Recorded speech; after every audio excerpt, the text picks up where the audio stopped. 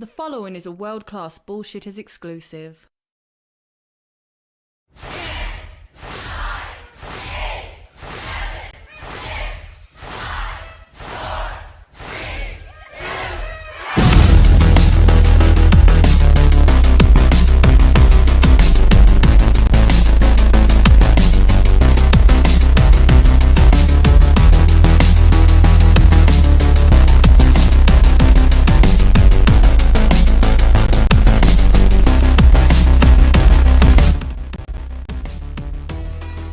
World-class bullshitters, the epitome of pop culture. I'm your host, Jeff Hicks, and with me tonight is the one, the only, Dion Green!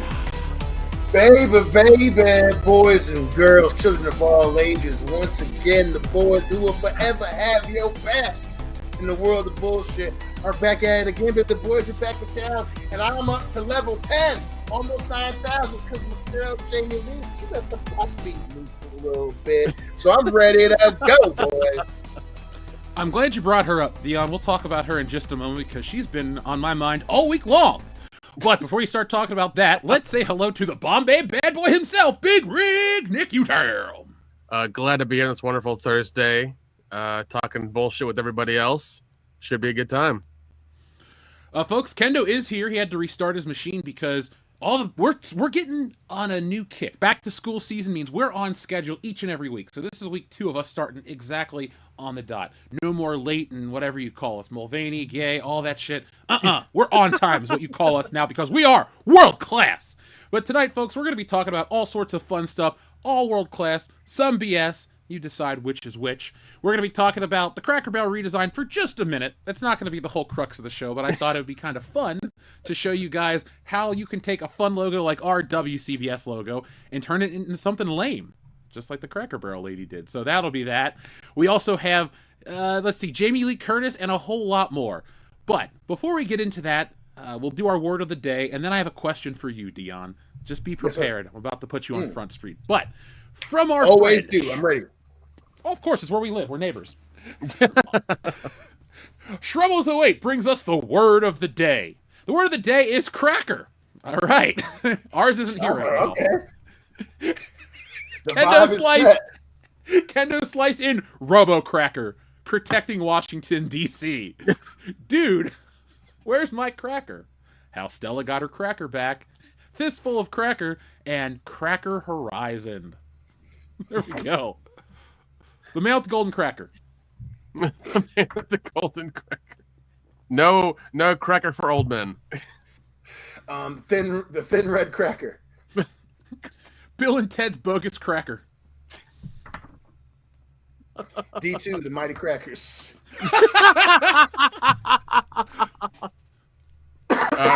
Cracker Strikes Back. Independence cracker. Day of the Crackers. Doctor Strange cracker. Oh, here's your favorite. Boss cracker. Oh my god. The good, the bad, and the cracker. Yep. That's a great one. Lived it. I've lived it. We're gonna go, So am I. Glory Crackers.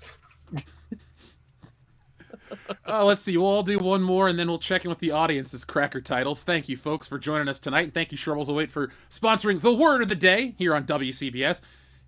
Pee-wee's Big Cracker. Ooh. Rebel without a cracker. A cracker in King Arthur's court. That's my favorite one! Because it's so accurate. That kid is as white as they come. Hey, man, we tried to watch that movie back. It did not age well. It is. Try watching Black Knight and tell me what you think about that too. Saw it in theaters. Oh, so did I. Damn. That was a mistake. That was a fucking mistake. Well, speaking of crackers, folks, American Ramrod coach Kendo Slice is booting up. He's loading up. He's getting the salt ready for that cracker. What up, Kendo? Welcome in. The word of the day is cracker.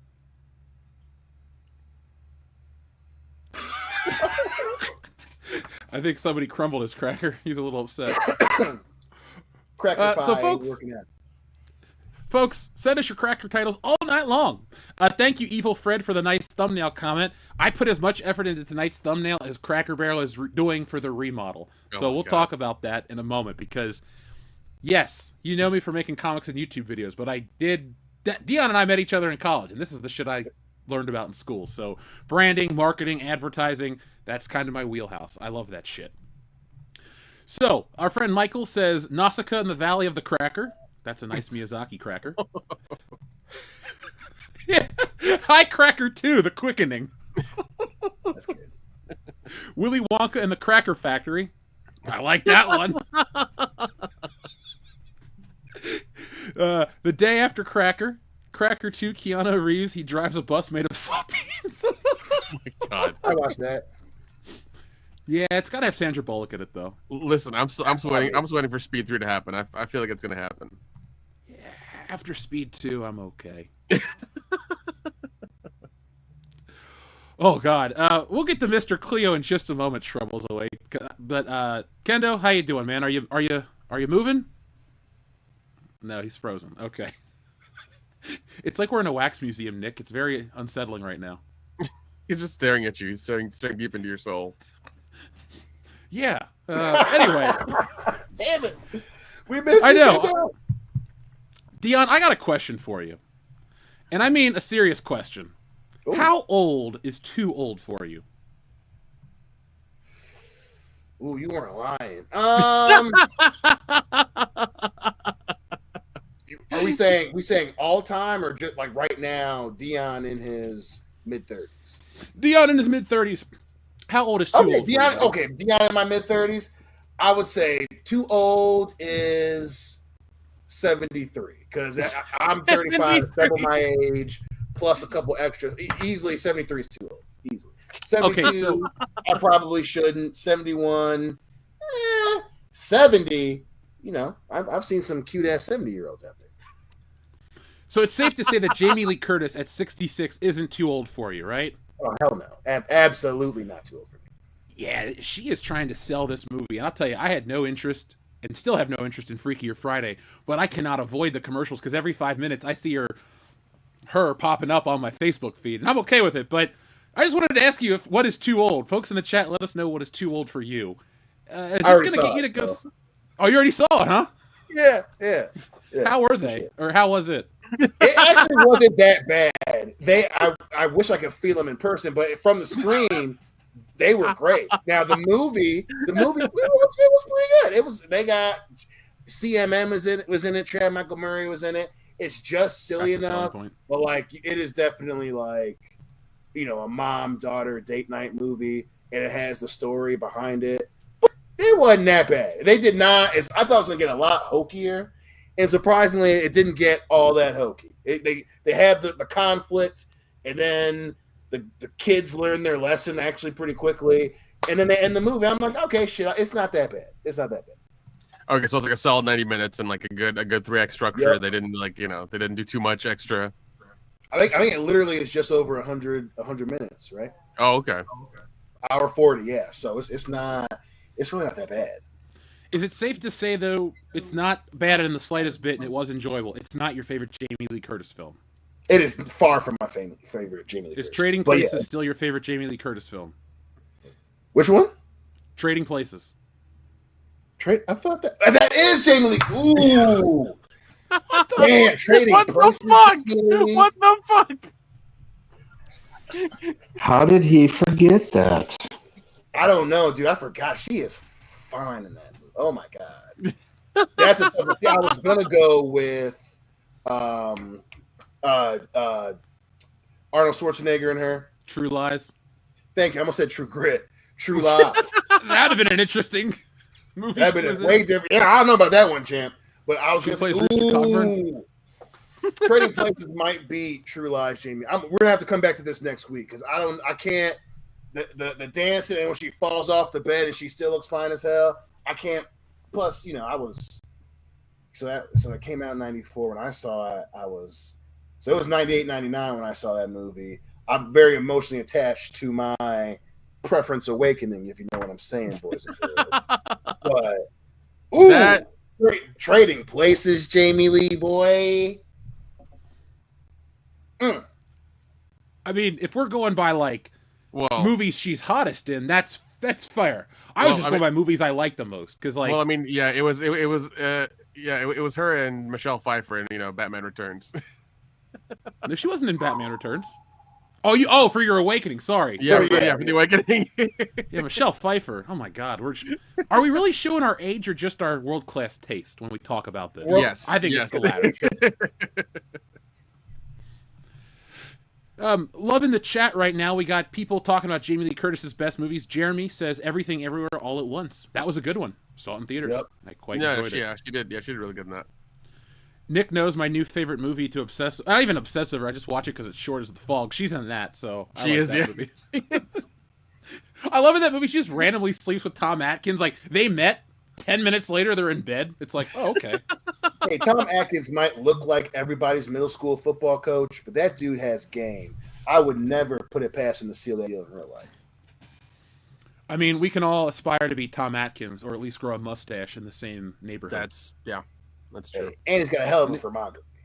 That's true. He does. Halloween 3 is at somewhere in that list. Yeah, Halloween 3. He's got Fog. He's got Night of the Creeps. Night of the Creeps is top tier. Tom Atkins. Yeah, Night of the Creeps to me is like if you want a crazy 80s movie with everything in it, you watch Night of the Creeps. I love that movie.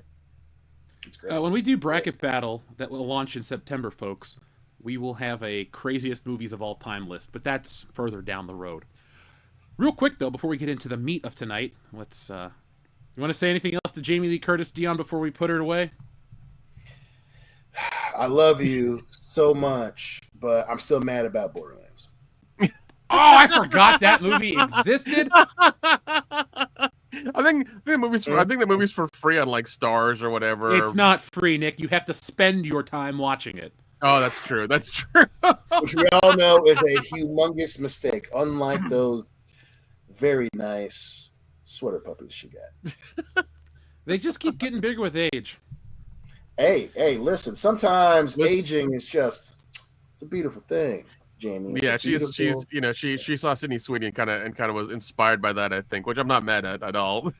Hey, we gotta sell some movie tickets. You dig? I ain't gonna get mad at her. Plus she got it still. So she does. She does. Everything will sell if you use boobs as a marketing tactic. I guarantee it. I guarantee it.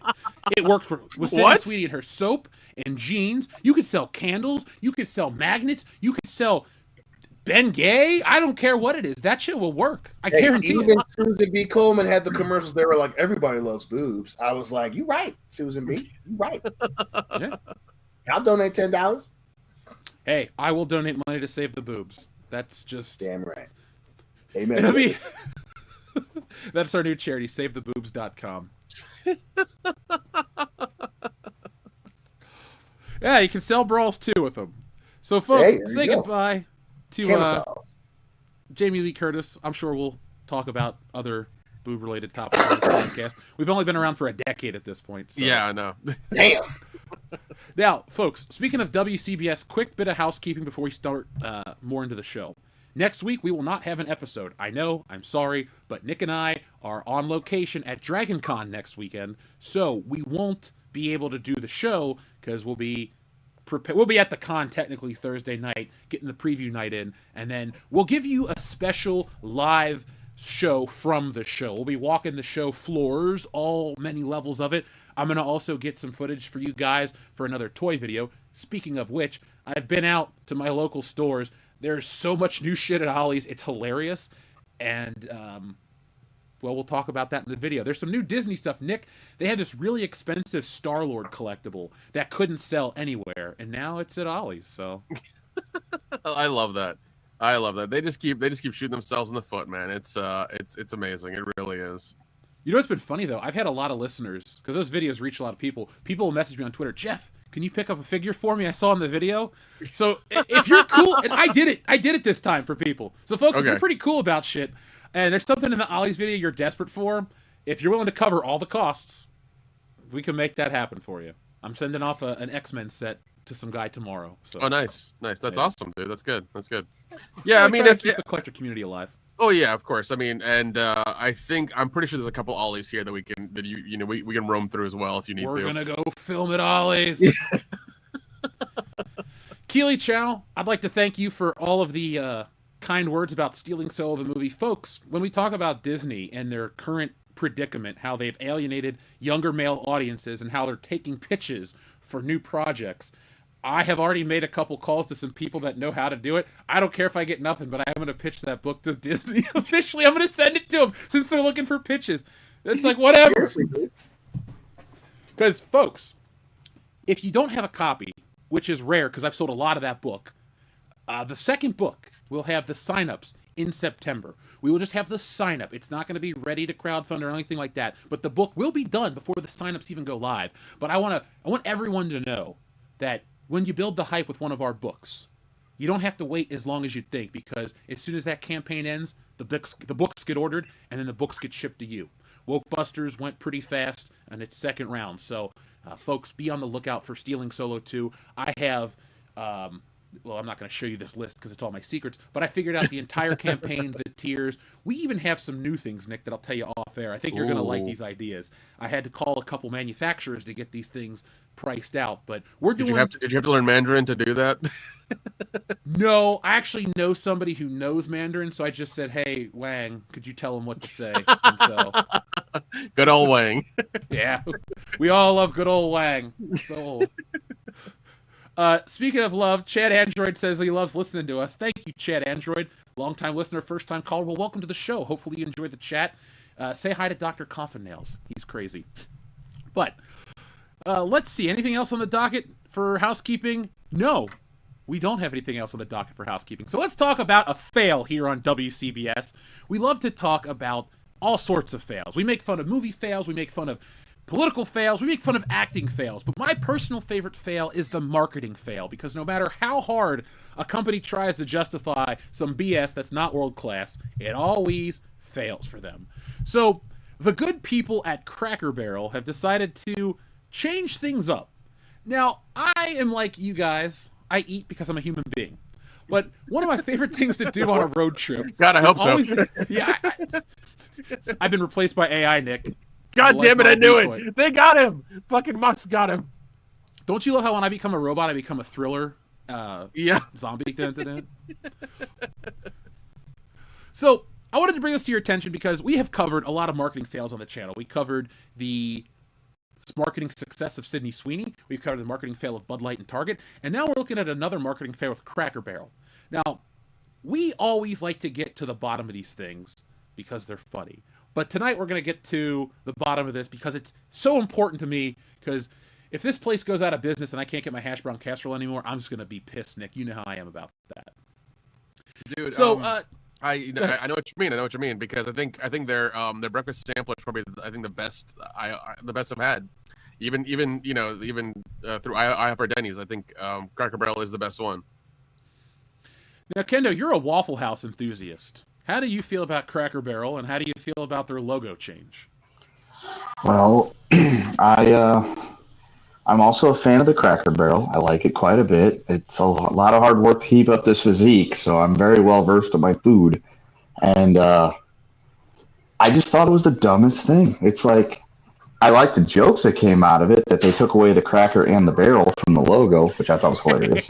But at the same time, it's like, you have something that works.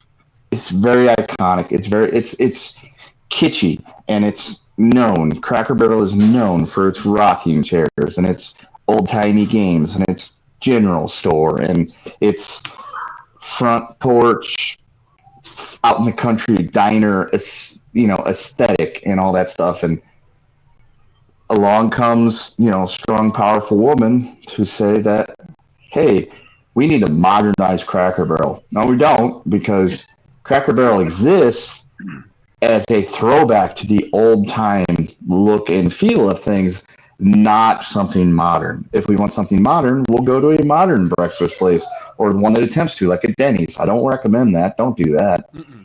But my concern is they've come for Cracker Barrel. Next, they're going to come for Waffle House. And then Ooh. It's they're coming for everything. I thought we were done with this shit, but clearly we're not.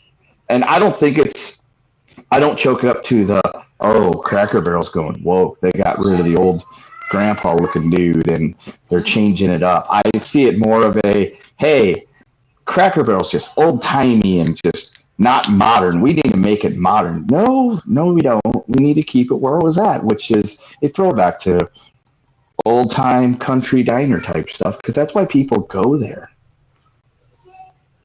I agree. I frequent Cracker Barrel more than most people, but I like the aesthetic. The videos I've seen of the redesigned stores where it's white and real clean looking, that's not Cracker Barrel. I want it dark and old and like there's a fire in the middle of the restaurant. There's just certain things you don't change. And this lady is not doing it for me. Dion, you and I have eaten at Cracker Barrel many, many times.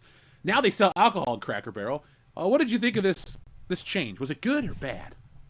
It's bad, and not just because of the nostalgia thing, And again, to be fair, we always try to be fair.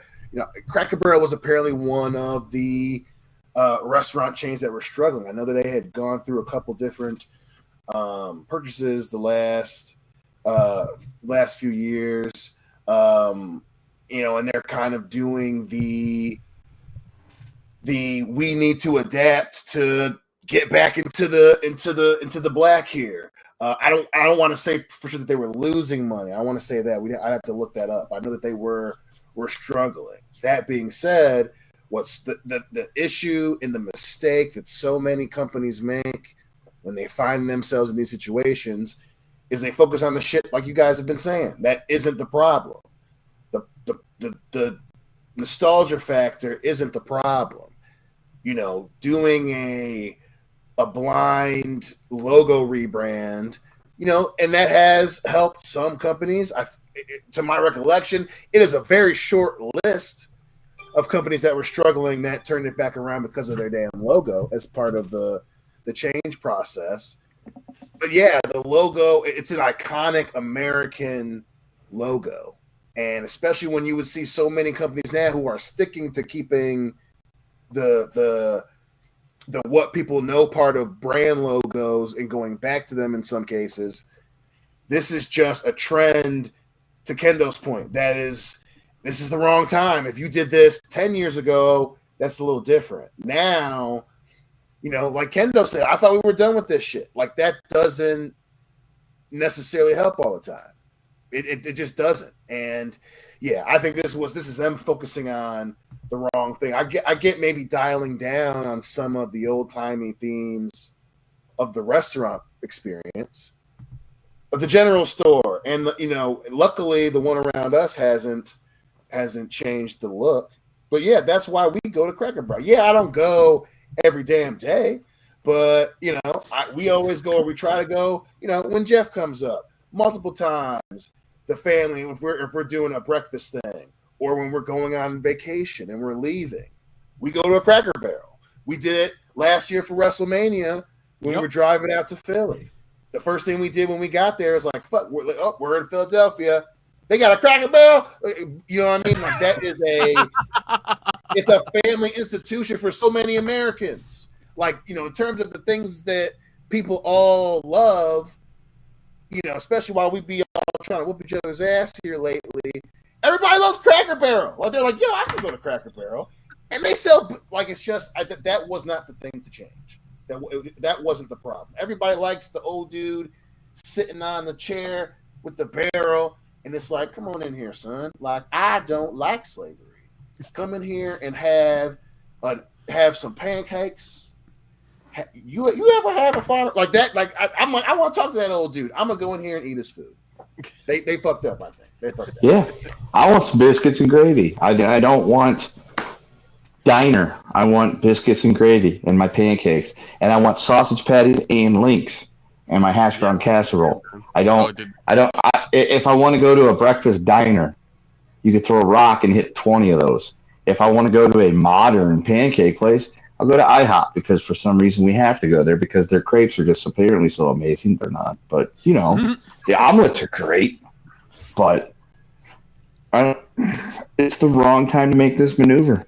If your plan is we're losing money, we need to bring people back, changing everything that people like about it isn't the way to go. You need to come up with a new like sales tactic, not a we need to rebrand. No, there's nothing. You rebrand when there's something wrong with the brand. Yeah. Cracker Barrel brand has not gone stale.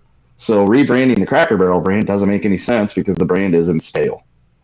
No, and I agree. What they should have done is they should have closed the stores that weren't doing so well and like reconsolidated. Not take the racism out. Like keep the racism. We need it. That's what it tastes better with butter. It tastes better.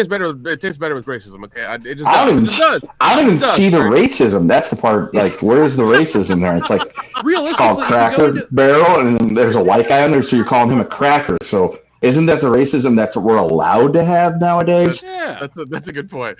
But I mean, no, I'm with you, and like I really hope they don't come from Waffle House because like I don't know, it might cause a civil war here in Atlanta if they come from the Waffle House. They just need to leave it alone. Just Waffle House. They don't have like a person or anything, right? Well, this lady is kind of missing the point. I see some people in the chat are talking about how she's missing the problem with the branding. I don't think she's ever really been into her own stores because people associate Cracker Barrel with 19 or 18 whatever the South, right? But if you go in there, everything is like 1930s America. Mm-hmm. All the ads on the wall are from like the early 20s and 30s. The farm equipment is whatever. And then it's just kind of like this fictionalized Southern world where everybody's welcome. And when I go to Cracker Barrel in Kentucky, which is the closest one to me, white and black people eat there. Young and old eat there. It's just like, it's such a weird thing to change. It's two things I want to bring up. One, a lot of restaurants look the same. Somebody called McDonald's the McPrison. All McDonald's are now gray and square. And I like modern aesthetics for houses. I like certain modern design aesthetics for cars and shit like that. But all of our restaurants look like square boxes. You know, White Castle used to look like a fucking castle. McDonald's had the big colorful play place. Burger King was zany and weird looking. KFC looked like a box of chicken. Like all of these things were cool and unique because you drive down the street and it's like, you know, oh man, you can tell it's like going to a theme park and looking at the map and you're like, well, there's this, this, and this. Well, there's the restaurants. Nowadays, it's just whatever the sign is out, and then the restaurant's just a square, like Chipotle. I like Chipotle, but Chipotle ruined it. Everything's trying to be like Chipotle. Minimalist and cool because they want the young audience to go there. When, based on the research I've done on certain things, audiences want unique experiences. Going to eat in a gray box is not a unique experience. Going to Cracker Barrel where there's a fireplace and all this shit is a unique experience. So it's not gonna, luckily they haven't changed mine. I'm not gonna like boycott Cracker Barrel. I don't think there's any wokeness going on unless I gotta watch this video and hear what this lady has to say first. But it's not the wokeness. It's just the bizarre attempt at trying to like modernize it to try to get an audience or a group of people to come there that probably already was, because like you said, everybody goes to Cracker Barrel already.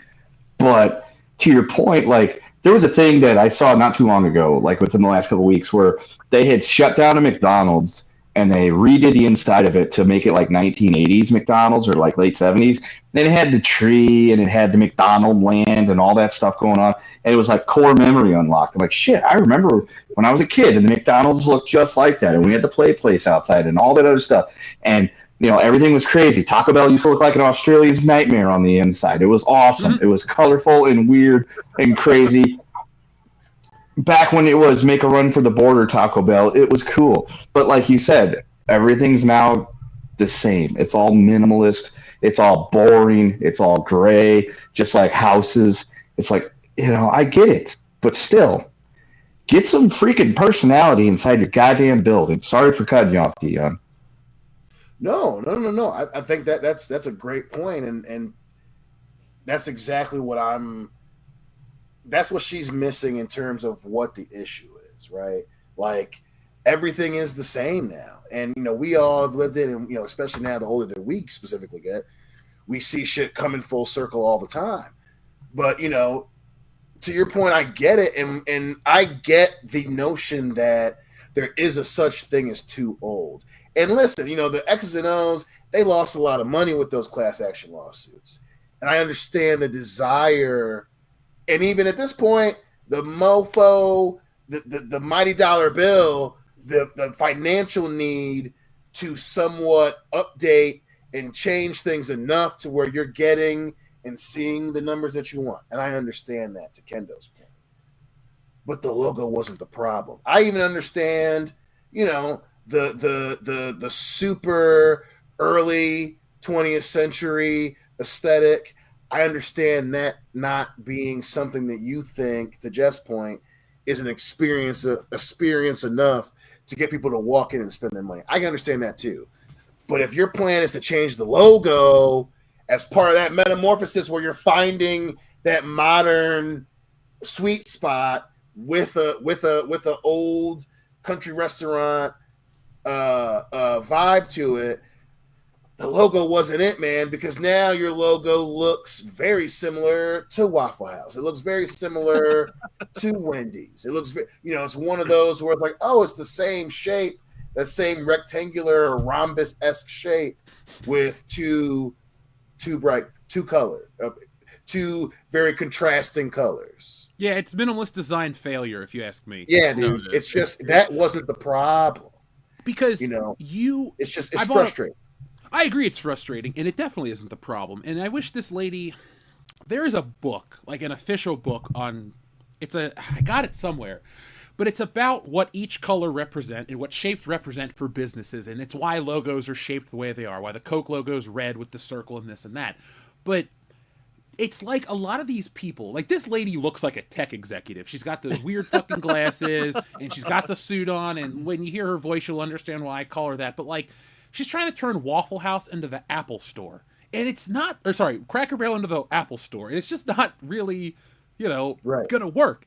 And we have proof that it's not working because today they've reported that the stock has plunged over $700 million because of the brand logo change. At 16.47%. Now, that's got to be shitty. Like, if I was the company, I'd be like, you know what, we're done. We're not going to spend any more money to rebrand because that's not a goddamn problem. That shouldn't be a priority. And, David in the chat makes a great point. I'm sorry to jump all over, but Dion has talked about this on the show. We've all talked about this. We've been around long enough that we talk about the pendulum. If you go back to the beginning of when this show started, you hear us discuss how the world's changing and how shit's getting crazy. You'll see all these articles from places like the Mary Sue and Screen Rant going nutso on these things, and then like studios do it and other places do it, and you're like, what the fuck is happening? And now we've come back to the point where things are swinging backwards and things are going back to quote-unquote normalcy. Like Aunt Jemima, it's no longer Pearl Milling Company. It's going to be Aunt Jemima because apparently she was so offensive even though she was a real lady. Like, these things that these places want to change are so arbitrary, and they just piss off customers. And people are like elephants. They never forget. Some people aren't drinking Bud Light anymore. Some people won't shop at Target. Some people that can't afford a Jaguar aren't buying a Jag because they just don't like what the brands represent. And I'm not going to be so militant that, like, I'll never eat a Cracker Barrel again.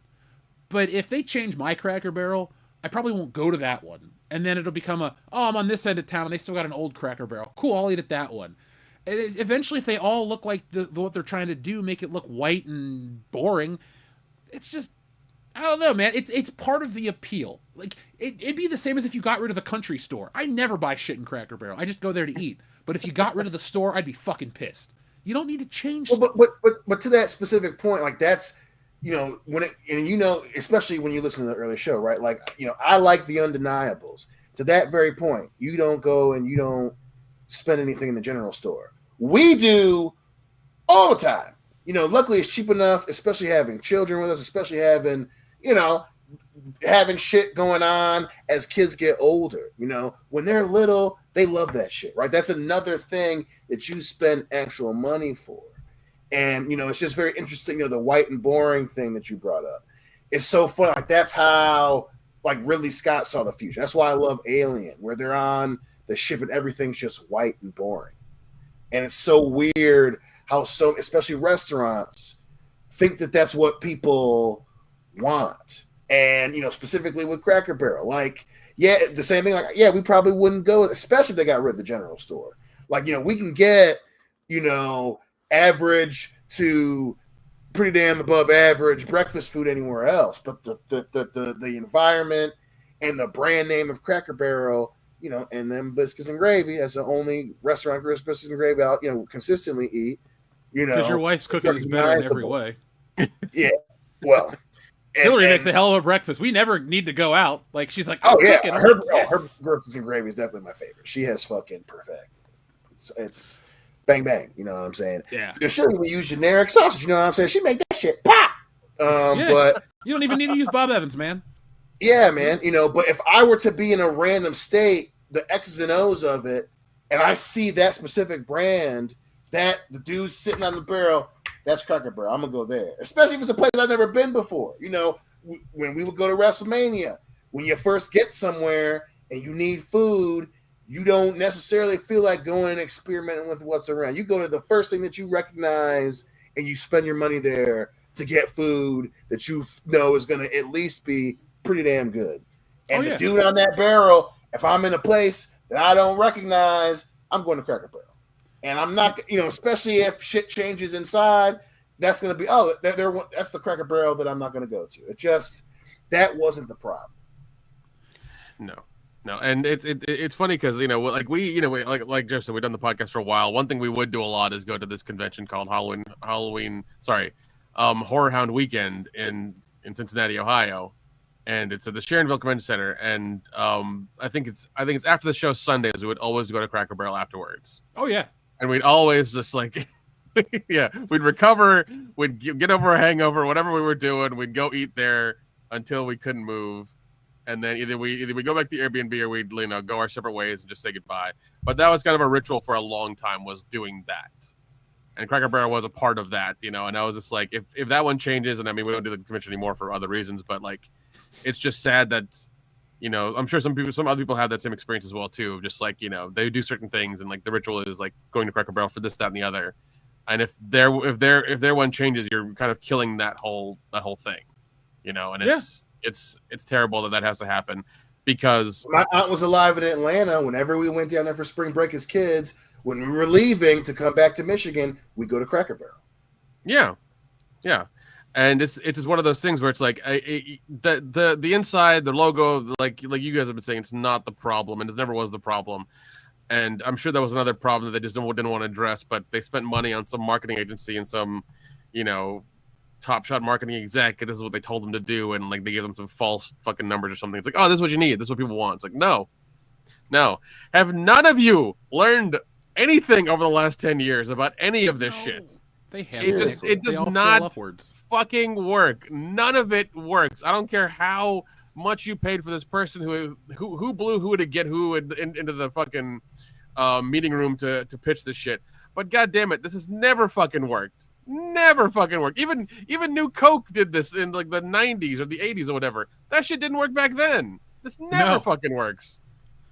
Neither did Crystal Pepsi. Yeah, neither did Crystal Pepsi. Like, this never fucking works. You keep these execs and these marketing people, I think, are so distant from their customers and things like that. That's a problem, and they just they go by the numbers. And it's like you can for certain things, but for other things, the recognizable brands say it turned not Chili. Yeah, it was Chili's. Chili's was a disaster, and they kept something very close to that original logo.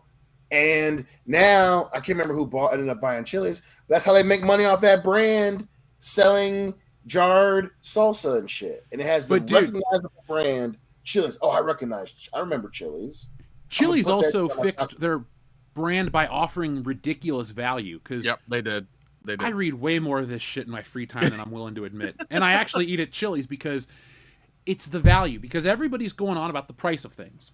And so one thing that people at Chili's is taken into account, and places like this don't, is they have given so much value. Like if you go to McDonald's, it's like $12 for a large value meal. If you go to Chili's, you can get their one promo combo where you get like an appetizer, a burger, and like a soup or something. It's like $10.99 and a drink. So people are cashing in on that shit. I've gone there because it's cheaper than going to Chipotle, and you get a full fucking meal. But I believe that a lot of these places, and it's not just Cracker Barrel, it's these executives, and all they care about is the bottom line, which is what you do in business. They say it's our fiduciary responsibility to our stockholders, but they only worry about their profit margins, and they do all these different things to change it. Like they'll cut the quality of the food till it's nothing just to hit that profit margin. They'll do all these other arbitrary changes just to think that's going to get them to that profit margin line. And maybe they need to just look around and take a lay of the land.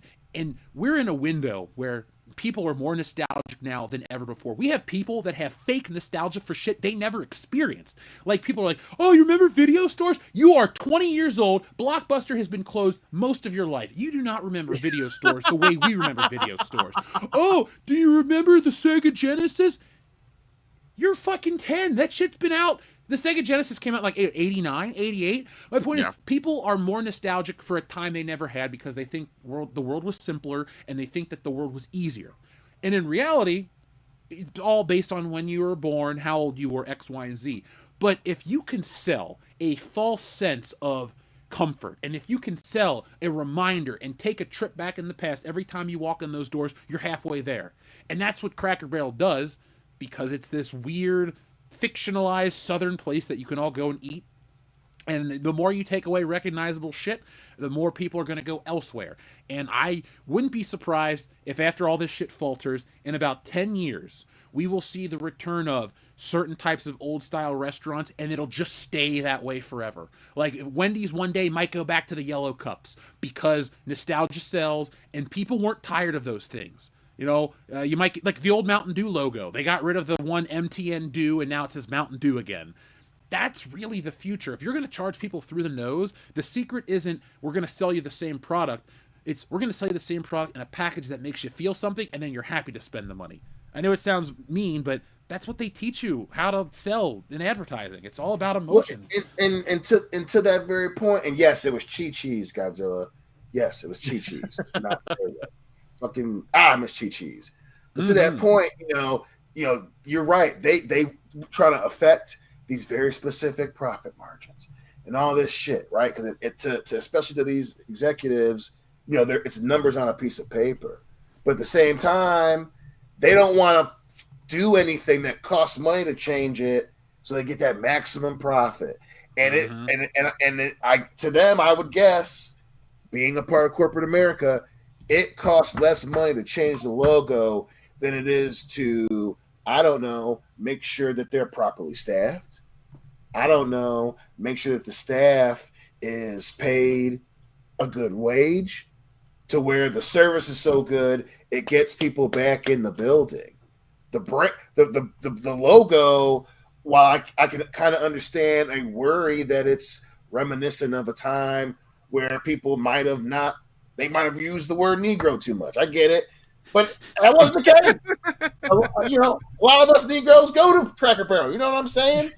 Can confirm. Sure, you got to spend a little money, and I know that they hate to hear that. You got to spend a little money to make a little money. You know, you got to be okay with. We got to spend, you know, $100 million to make, you know, to get back to making multiple $100 million. And they don't like that, and I get that. But the old man at the barrel wasn't the problem. No. And it's funny because like Chili's like spent, I think, what is it, like Jeff was talking about, they came back. They were faltering. It was hell for them. They were about to just go into bankruptcy. But they turned it around. They consolidated their menu. They got a new guy who was real creative and stuff, and like figured it out. And he did exactly what Jeff said. Like they turned up the value for the money. They beat Chipotle. They fucking beat Chipotle. Like how did Chili's beat Chipotle? That's fucking wild. And now I think I just heard that you had a new exec for Long John Silver's the Red Lobster. Red Lobster also has a new exec, and they're bringing back like unlimited shrimp. They're bringing back that too. I'll be there. Same thing with Olive Garden. They're bringing back their bottomless like whatever, their unlimited pasta bowl, whatever. They're bringing that back too. So it's like a few of these companies are learning. They're getting their shit together again, and they're figuring it the fuck out. But for some reason, Cracker Barrel can't do it. People like value. People like nostalgia. Especially nowadays, they want more value for their dollar. They need it. It has to happen. Because so many other places are bending you over dry. Like, we'll get to the wrestling thing at the end of the show. By the way, folks, we have over 200 watching. I'm seeing a lot of new names tonight, so I guess those the shorts and stuff are getting out there to a lot of people. So welcome in tonight, folks. We have all of our wonderful usuals that we love to have here, but I'm seeing a lot of new names. So thank you guys for joining us tonight. But we'll talk about stroking customers, not in the good fun way, in a little bit. But before we move on, let's hear what this lady has to say. This comes from Good Morning America. Hopefully we don't get a strike. This is for transformative purposes, and I will pause it every few moments to talk over it to cover my ass. Honestly, the feedback's been overwhelmingly positive. That bullshit, lady. Fucking bullshit. $700 million lost in a day, and you think that's positive? I need to get her job. I'm better at math than she is. people like what we're doing. I'll give you another soundbite.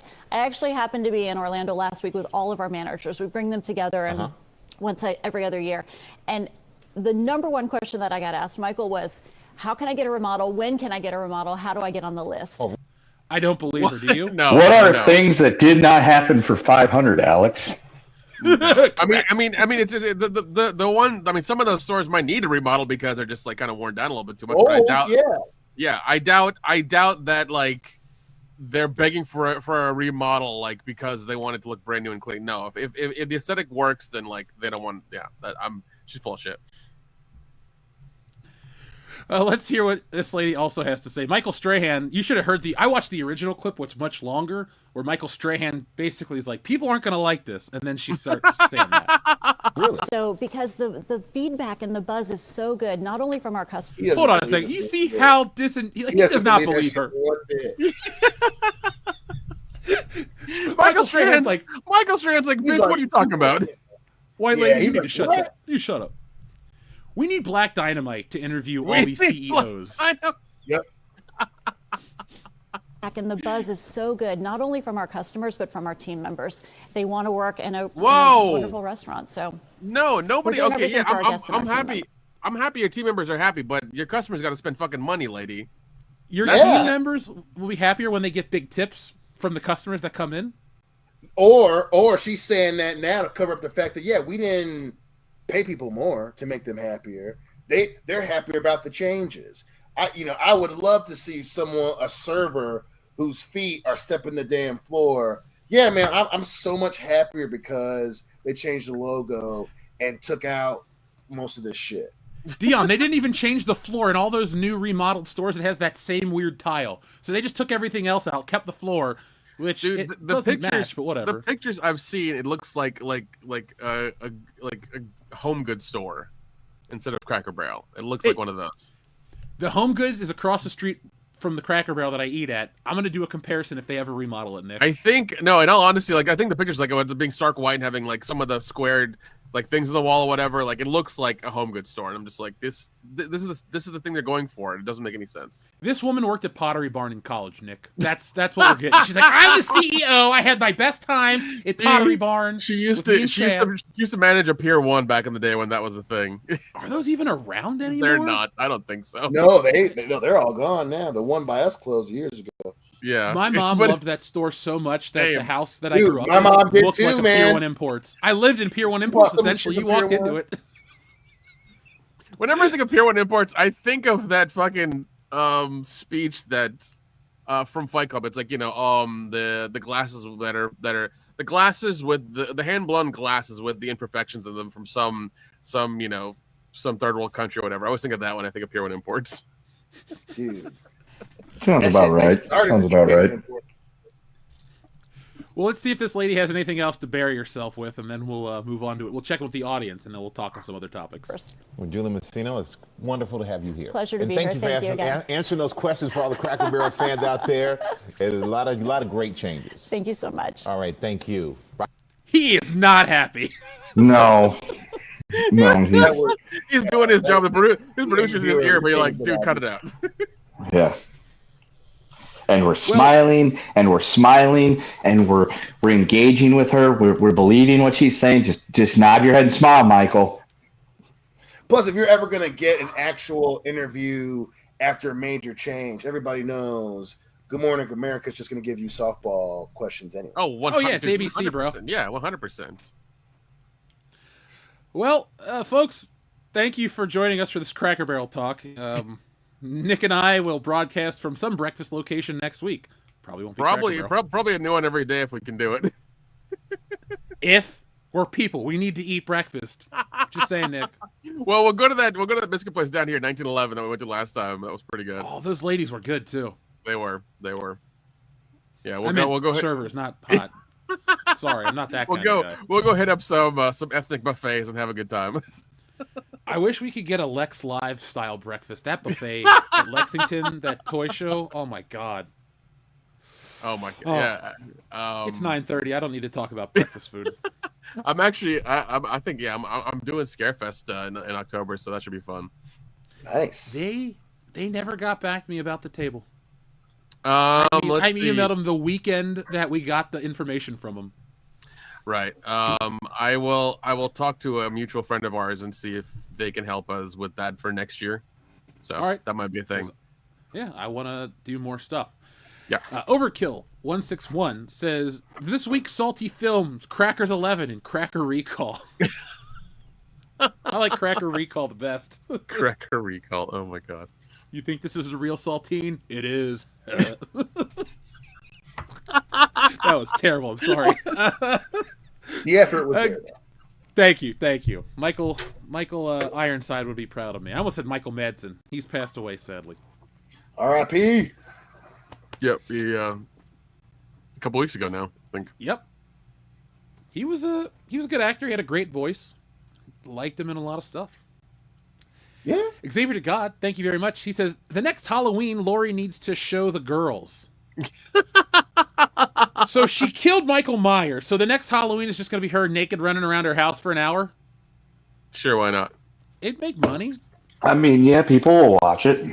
They'll complain about how it's not that good of a Halloween because there's no Michael Myers. I've been in those groups. I know what they complain about. Oh god. I had to quit those groups. They probably I quit those groups a long time ago. Probably. But yeah, you could get naked Jamie Lee Curtis for an hour and a half and be like, this movie was in a Halloween movie. There was no Michael Myers. Like, so you're complaining about seeing the naked woman? Because, okay, never mind. We got you. Mm-hmm. Yeah. Horror fans are like comic book fans. Sometimes you guys make me embarrassed to be in the club.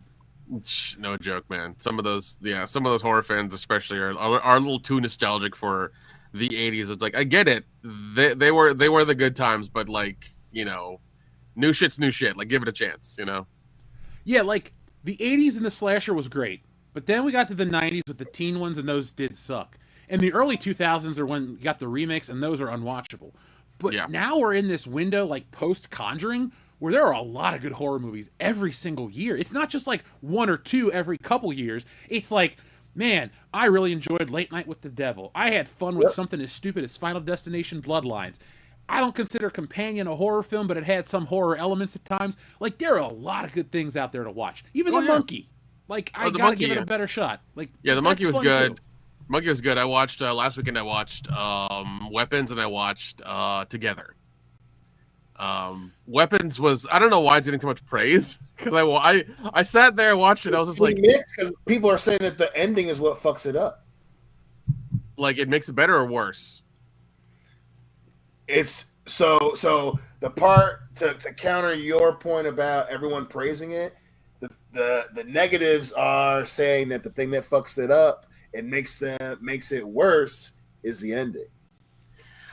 Here's the thing. I thought the ending was the best part because the bad guy gets what they deserve, and I liked it. The thing I didn't like is that what happens in Weapons is that you follow. They'll do this thing where like they'll switch characters where like for 15 minutes you'll follow one character and then it'll say the name of the character, follow that character, say the name of this character, follow a different character. It does it 4 times, and it's like that's fine twice, but when you do it 4 times, it becomes very jarring, and I became disconnected from the movie. And my friends who I was watching it with were the same way. They're like, yeah, this is like they shouldn't have done it 4 times. Like twice is enough. When you go over that, you're just like you have to what's happening is you're watching the beginning that you watched 2 times again for the 3rd and 4th time, and it's like, why am I doing this? I know what happens in these things, but you're just watching from different perspective. But it just didn't work, and it just I don't know. And also, both movies Together and Weapons dealt with like supernatural elements that were never fully explained, which I'm fine with, but it's just I don't know. I would have liked a little bit more explanation, just a little bit more explanation of what. Yeah, I mean, that makes sense. That's the most objective breakdown of the ending that I've heard. Obviously, I'm gonna go see it now, but before, because we were gonna go see it last weekend, we didn't see it this past weekend, because we were watching the pay-per-view. But yeah, man, I'm at the point now where it's like, again, if we're not getting really good horror movies every year, we're getting one that's at least like questionable, and it gets people being like, yeah, man, I like the end of blah blah blah. Where before it was either really good or really shitty. Yeah, very few in between. Yeah, And I mean, we're like, oh. yeah, I see. I'm down for the Conjuring stuff. I love the Conjuring movies. They're great. I know we're getting a remake or redo of the Witchboard movies, which is going to be very much a teen slasher, but with a Ouija board or something. That's happening soon, which might be good. It might be that. We're definitely gonna watch that when that comes out. Because even Hillary was like, she saw that shit, she's like, I want to see that shit. Yeah, because Witchboard is old. It's from the late 80s, early 90s, and they did like 4 of them. So if somebody bought the rights and is like redoing them, which is fine. Because even then, it wasn't that like a B. That was a B movie. Yep, it was. It was. So yeah. Nick, let's buy the rights to a C movie and make that ourselves. Don't get me started. I'm down for that. I'm entirely down. Hey, John for that. Carpenter did it, so I'm down. Even like the one I've seen this year that I really like, I think, is Bring Her Back from A24. What I'm seeing a lot of in that vein in that studio is I'm seeing a lot of unsettling, like high anxiety horror movies, which yes, I enjoy. It's just that it's very edge of your seat and like it's very like, and it's just that for a very long time, which is great. I love it. Do you enjoy watching those high anxiety movies with your friends, your movie friends? Watching horror movie friends, friends. God damn it, Kendall. Speaking of friends, that was for an audience of 1 and maybe a half. Oh, that's how I'm referred to it now. Thanks. Anyway, here's a button for Dion's new friend. Who's that Pokemon? It's me, your old pal Buffalo Jeff.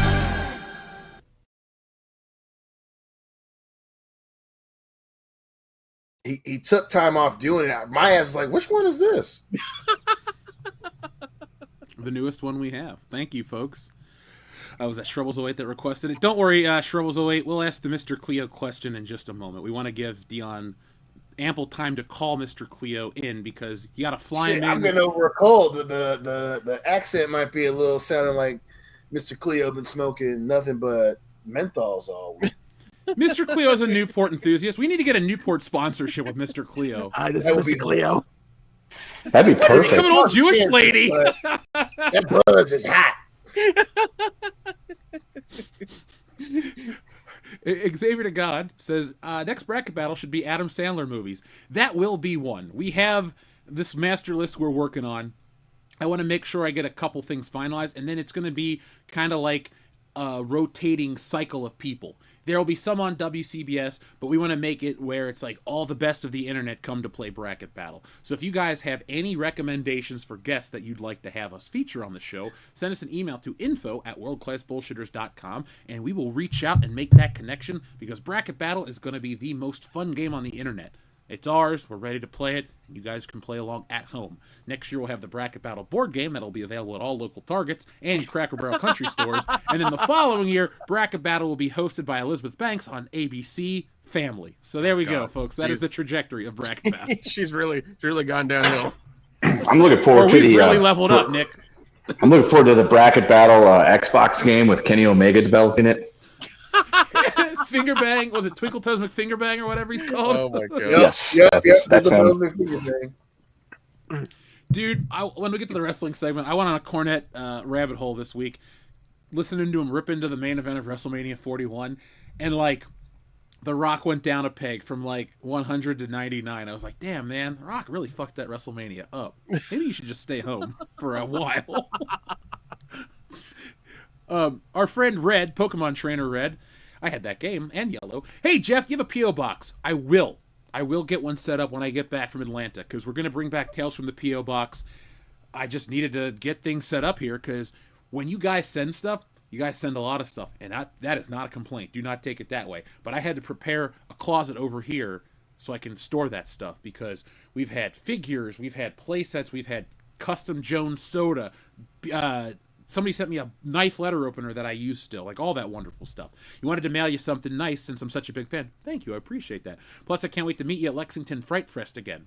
I might be able to make it down as a guest or like a fan and hang out, but I will definitely be at the Lexington Toy Show next year, going to finalize all that stuff and make that a stop for WCBS. It was a great time. Like, Nick, as much as we don't want to go back to Horror Hound, other cons are great. So. Like I said, Galaxy Con, I think, is another one. I think it's in one of the Carolinas, and that's a comic toy show and whole nerd thing going on. I think that would be a good one too. So. And then my friend from Chicago called me, or was messaging me, and I made some comment about working cons. He's like, "It's not like you don't have anywhere you could stay in Chicago." So, folks, maybe by 2020, don't you love when they do that shit? Yeah, I'm gonna call him up, and be like, "Hey, man, I'm staying at your place in blah blah blah. I'll see about C2E2. That's $1,000 convention." But damn, dude, C2E2, dude. Whew, no, man. Even Dragon Con, like, you're talking like $1,500 for a table. Yeah, at minimum. I want to do that, but it would be like when the Stealing Solo trilogy is done, and we wouldn't take Wokebusters, because the people at Dragon Con would be like, "What is that book?" And I'm like, I'm not going to fight every Cracker Barrel CEO. Like, I don't have the energy. Like, I'll get arrested for punching some old lady on a scooter. Okay, she's not old. She's like my age, but just lazy. Like, whatever.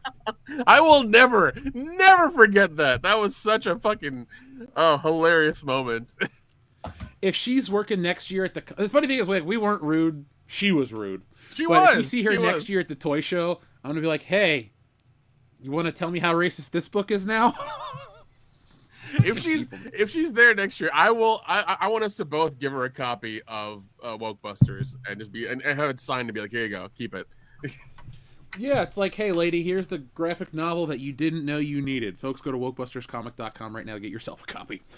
But thank you, Red. We'll have the P.O. box. We're bringing all that fun stuff back. Like I said, I'm almost done with Stealing Solo 2. Then it'll be full steam ahead with all kinds of cool WCBS stuff. But sign up. The first book made over 6 figures. We want to blow past that. 7? I'm not shooting that high. Okay, yes, I am. Like $1 billion for a comic? Fuck it. Let's take over the world. Let's do it, Nick. I'm going to buy a small country after the money comes in. Shit, man. Just buy us all 4 houses that are real close together. Just do that.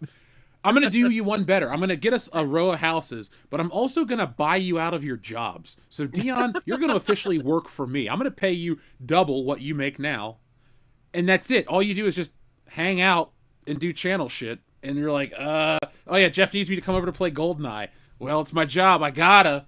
And the same will go for Hildar. It was a good time now. Yeah. Diane is offered that too. So, there we go. Well, she a troublemaker. You gotta. Okay, fine. She doesn't get double the money. She just gets. Listen, I'm working on her now to get that 6-figure thing going. You know, she hard headed. So don't start off giving her a lot, man. You know, it'll go to her head. Fine, she'll make like you gotta start her in commission and then move up. Right. She got to prove her worth to the team. She can run our own independent Cracker Barrel. There we go. Old country store. There you go. Xavier to God says, my Spider-Man 2 DVD case has a Blockbuster sticker on it. My Spider-Man 2 DVD came from Walmart. I got the deluxe edition for Christmas in 2004 and watched the shit out of it. Now I got it on Blu-ray and 4K. I don't even remember where I bought those. Online, probably. But you know. By the way, you're not a real Blockbuster fan unless you've made the trek to Bend, Oregon, and gone to the Holy Land and gone to see one. Hey, Nick, guess what I got right here? I got a Blockbuster video card. Oh, folks, this video is on its way to you. Nick, that's the perfect time to bring it up. I even got a receipt that says Blockbuster and this awesome Onimusha book. Oh god, dude, that trip was so much fun. That first day of driving was a little hellish, but we got a lot of shit done. Oh, I got a keychain too. I forgot. I think I got my name tag here somewhere. I'll find it. Yeah, every time I watch The Fog, I'm like, man, I wish we were still in Astoria. What a good time. Well, we should do it next summer, man. We should do it next summer. It's our summer trip to Astoria, Oregon, where we hang out by the lake or by the ocean and eat pizza. That's fine. That's the fine. most Hey, man, American thing you can do. Listen. They got dispensaries. They got good food. We're taken care of. Yeah, fuck it. Dion, you're know? coming too. Leave the family at home. Well, you can bring Hildar, but leave the kids at home. Or leave her at home. It's up to you. I don't care. Yeah, Sure. I'm in. Yeah, man. You know, we Yeah, get a lot of walking. Yeah, we get we get a nice little quaint Airbnb somewhere. You know, park the car, walk everywhere. We're good. We're good to go. We're good to go. Hell yeah. Dion, do you need another minute to call Mr. Cleo, or are you ready? Because I got one more message that came in. We can listen. I got the voice soothed by the sweet nectar of Bell's Too Hard. I'm ready, baby. All right. So, folks, put your hands on the TV screen and call out Mr. Cleo, and he will appear. Mr. Cleo, how long will the lady of Cracker Barrel last before she is fired? Also, will the WNBA players get what they want, over $1 million to play? Call me now. See what happens when you call around here. You call for one thing. The one thing is the kids don't lie. And as per the usual, when that sweet ting-ting starts making an appearance, things get crazy around here. And clearly with the Cracker Barrel, as a member of that sweet ting-ting, those sweet patties, the sausage patties with your blueberry sauce pancake. Oh, call me now. Now, how long will she last? It's the thing. You get it from one place, the kids, because the kids don't lie. And the kids say, hey, she gonna be there for a fortnight, but she gonna be leaving in the morning. She's a real Libra, ain't she, darling? Anyway, the WNBA, my favorite team, because the kids in the ball don't lie. They want $1 million, $1 million buckaroos, $1 million smackaroos, $1 million to play. Hey, the kids say one thing and the kids don't lie. You gotta make it better. Y'all gotta be there. You can play some games. Stop all the bullshit. I'm in a mercy. These have been the wise words of Mr. Cleo. Oh, thank you to our friend Shrubbles08. We also have a very generous message from our friend Boar Legion, who brings us some good news. Says, hail WCBS, I've been listening to a lot of Cornette's podcasts and was fascinated to hear his stories. Also, watched Broken Skull with Stone Cold Steve Austin and his guests. Great stuff. I enjoy Stone Cold Steve Austin quite a bit. I like him as a podcaster as much as I like him as a wrestler, and that's a compliment. But I get suckered into the Cornette rabbit hole where I'll be making lunch, let's put on a Cornette video. I'll be making dinner, let's put on 2 Cornette videos.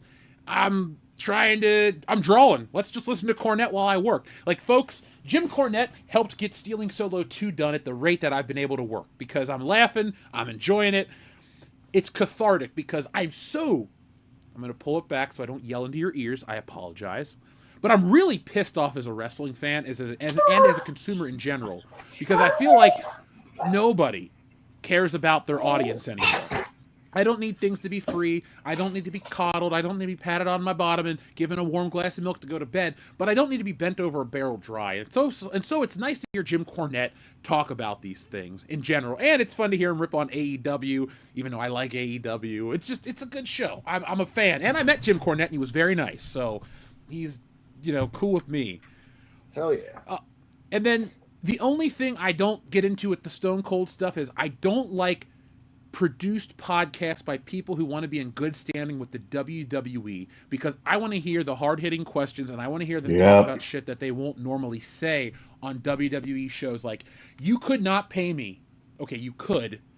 You'd have to pay me a lot of money to listen to Stephanie McMahon's podcast. I can't stand her voice. I can't stand her. I didn't she sucks.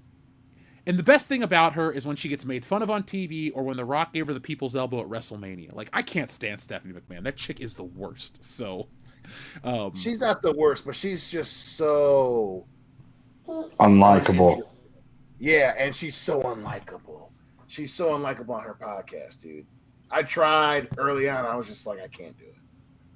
I can't do it. But I have her action what figure. I bought it real cheap. But what you're saying, I was going to say, to what you're saying, Cornette's not trying to get a job with anybody.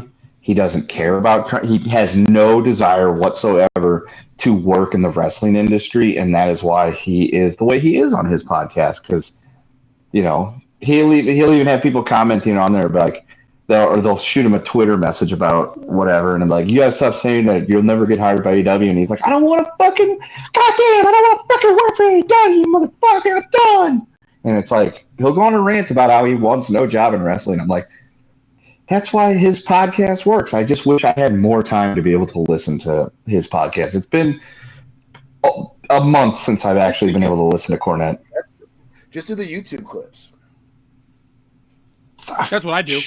I try, but again, it's the time thing, because we work all day, got football practice. When I come home, I have to deal with this 3-foot-tall nightmare. He's already 3 feet tall. Nice. Probably close to it. Talk about my little homie like that. God dang it. Well, I'm going to tell you the same thing I tell all the people that I'm so adorable, I love him. Like, you don't fucking live with him. You know, there was a small window of time. I know how that is.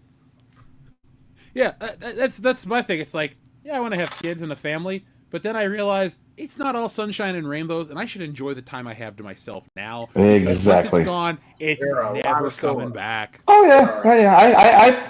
I am fully in the paying back lots of checks I was cashing in my single days. I mean, I did not realize I was living on so much, borrowed, time and freedom and everything like that, and all those bills have just come due in the last couple of years, and I'm paying for it every day. Like, I can't even play Xbox anymore because I made the mistake of playing Tony Hawk one day, and he wanted his turn, and I thought, oh, it'll be cool. I'll unlock Michelangelo, and he can play, and this will be fun. Now I can't go anywhere near it because if he sees me playing that, it's Patrick's turn, and if I don't let him, and I can't say just wait a second, but on that actually it will work if I'm doing like the career mode thing, because he can see that it clicks down to the 2 minutes and it's over and it's time to swap. Then he'll actually take turns and share. But any other game, Kendo, it's what you do what's called the little brother move or the Luigi move, where you give him a controller and make him think he's playing, but you're still playing. No, it doesn't work. I did too that. old for that. He's too smart for that because he figured that shit a couple of months ago when I was playing Zelda on Switch and he wanted to play, and I gave him the other controller, and he realized he was pushing the buttons and doing stuff and nothing was happening on the screen. So he figured out real fucking quick that, wait, that's not working. And then it was wanting my controller because he realized that's the one those were the sticks that were making things work. And I'm like, God damn it, he's too bright. Yep, he's listening to you right now. He's plotting your demise. Long story short, Dad is a plaything. He's not a person. Yeah, I'm a fucking walking wallet and or toy. Yeah, I'm glad I don't have kids.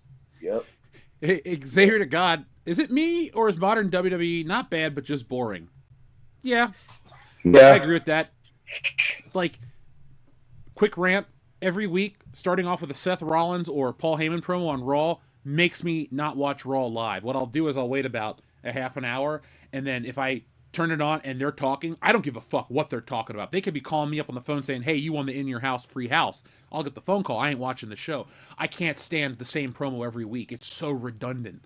Thankfully, LA Knight's on Raw, so it gives me something to cheer for. But yeah, it's not bad. There are good matches. That Extreme Rules match on Monday was pretty solid, but the rest of the show is just, nobody's doing anything.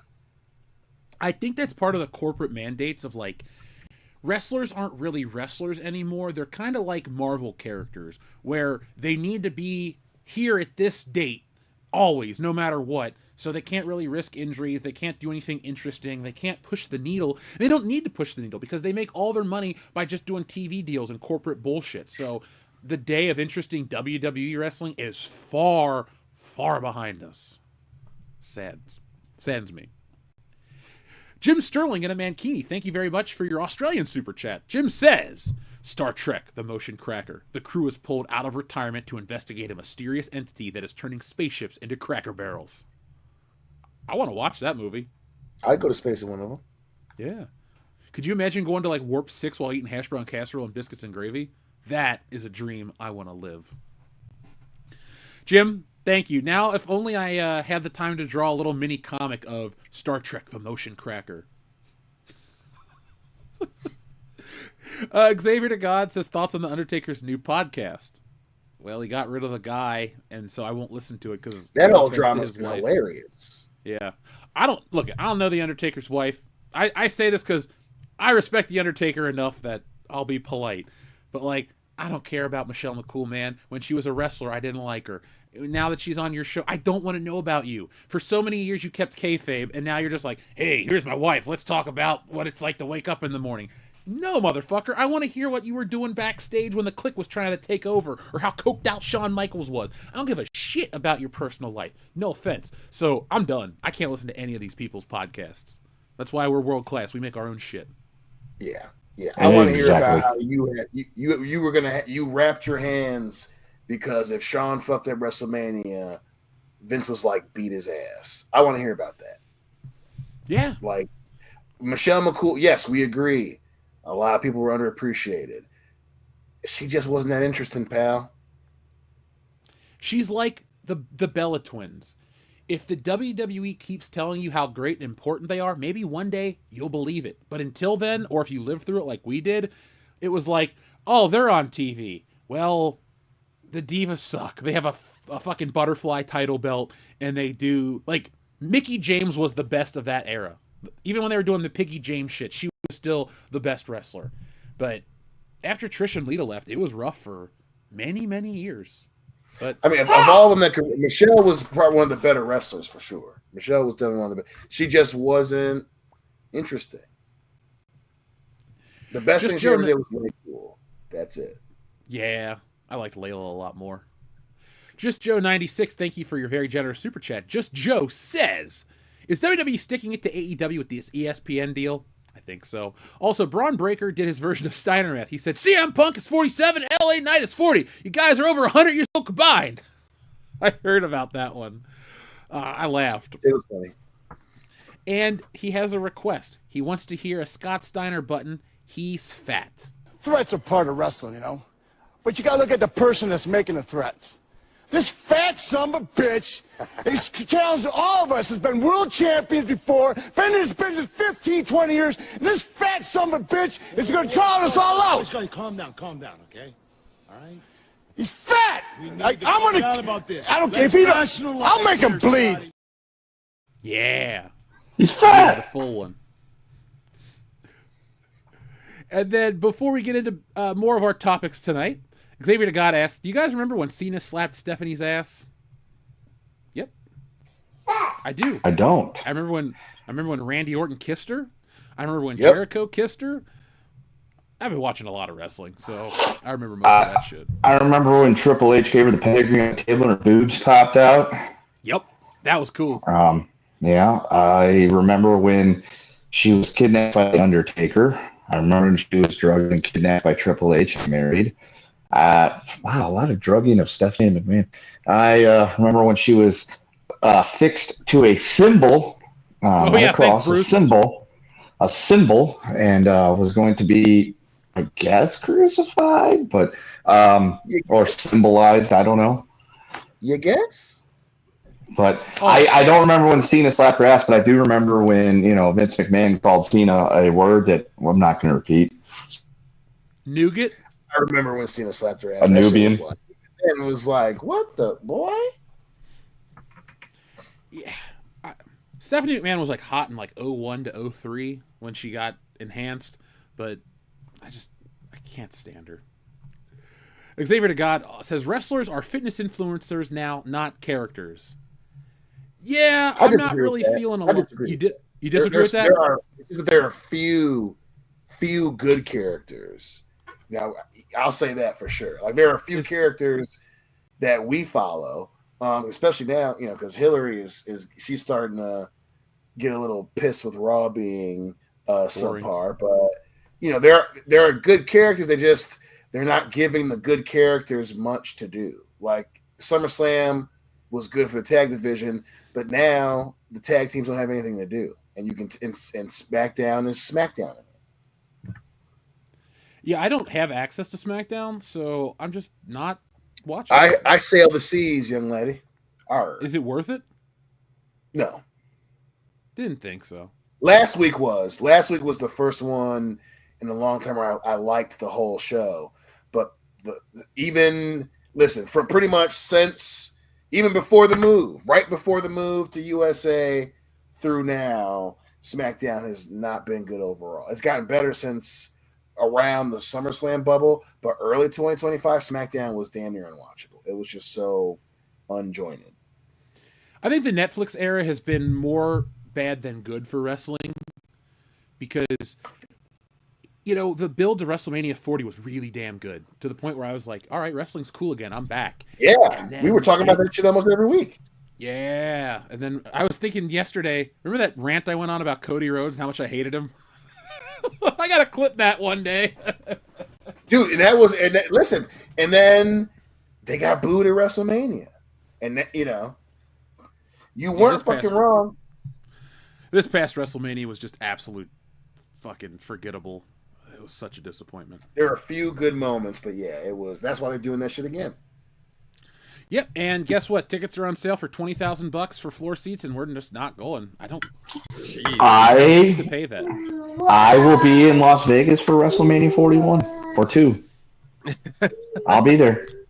I will be there. I'm going to guarantee everyone here right now, whoever deity is my witness, that I'll be in town for that WrestleMania.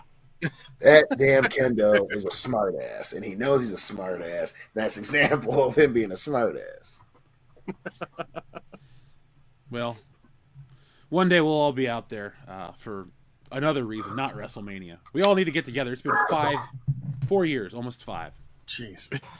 Yeah. I saw Dion 2 weeks ago. I'll see Nick next week, but Kendo, yeah, not since Loudy's wedding, man. Told you. I have essentially became Moltres. Very difficult to find in the wild. Very difficult to find in the wild. I got that Pokemon card though. I'm rare. I am a legendary bird. Well, here's the bird for you, Kendo. So, up next on the docket is the topic I think a lot of people are going to be talking about through the weekend. And I figure, well, we're world class. Let's do it too. And to the point, folks, where I actually have a video in production. I recorded it already, but I didn't like it. So I'm going to do it again tomorrow and then release it tomorrow night. But Disney is in the news, not because the theme park exploded or a rocket ship took off and landed in Magic Kingdom. No. Disney's actually admitting that they're in trouble because they have alienated the male audience. The Gen Z young audience isn't into Disney. And this is an article from Variety that dropped 12 hours ago, so we're pretty new onto this. But they are looking for new IPs and franchises to appeal to the young male demographic because apparently young guys don't like what they make. But the funny thing is, this story is a rerun. It's not the one where Ralph dresses up as a man from space. About 15 years ago, a little more now, Disney bought Marvel to get the boy audience in. And then, in 2012, they bought Star Wars to get that male audience in again.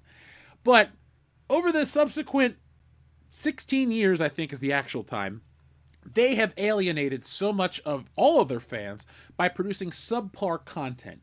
And to me, it's hilarious that we need to get more male audiences. So you can do what? Buy up an IP, turn it into some garbage like you did with Marvel and Star Wars, and then bitch again in 10 years? What are we going to do? You have done this to yourself. So, Nick, I want to know what you think about this. Oh, good. I'm glad you came to me first. No, I mean, what do you expect when their message has been like? I guess their message has been like, I want to say anti-masculinity or just anti-dude or whatever, and it's just been that a lot of the time. Or whenever it's one of those things where like we've seen movies with like female leads that have had, men assist them or whatever, or be fight alongside them or whatever, and it's fine. You know, it's good. There's a good dichotomy there.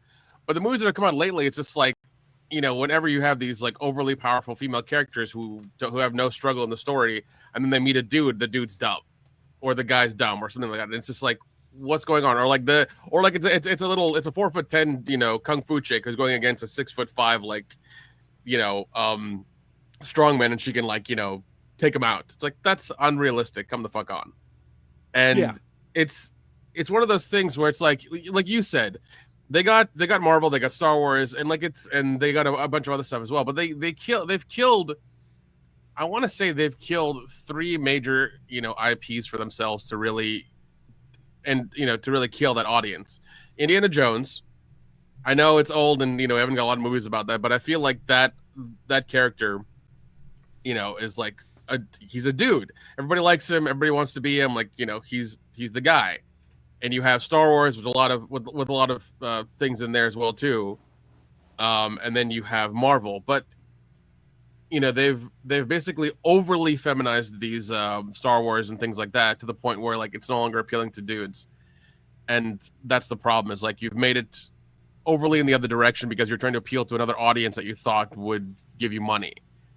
But you could have just been making a bunch of really, like, you know, really crappy rom-coms and just made probably even more money doing that, as opposed to just ruining, you know, your two IPs you spend billions of dollars acquiring, and now you can't do anything with them, and now you ruin them to the point of like nobody wants them. And it's come to a point now, I think, that all these Gen Z dudes, like they're talking about in the article, will see the Disney logo and immediately turn off whatever's on. They won't even buy the streaming service. I guarantee you, they are fully away from that whole production company and that whole thing.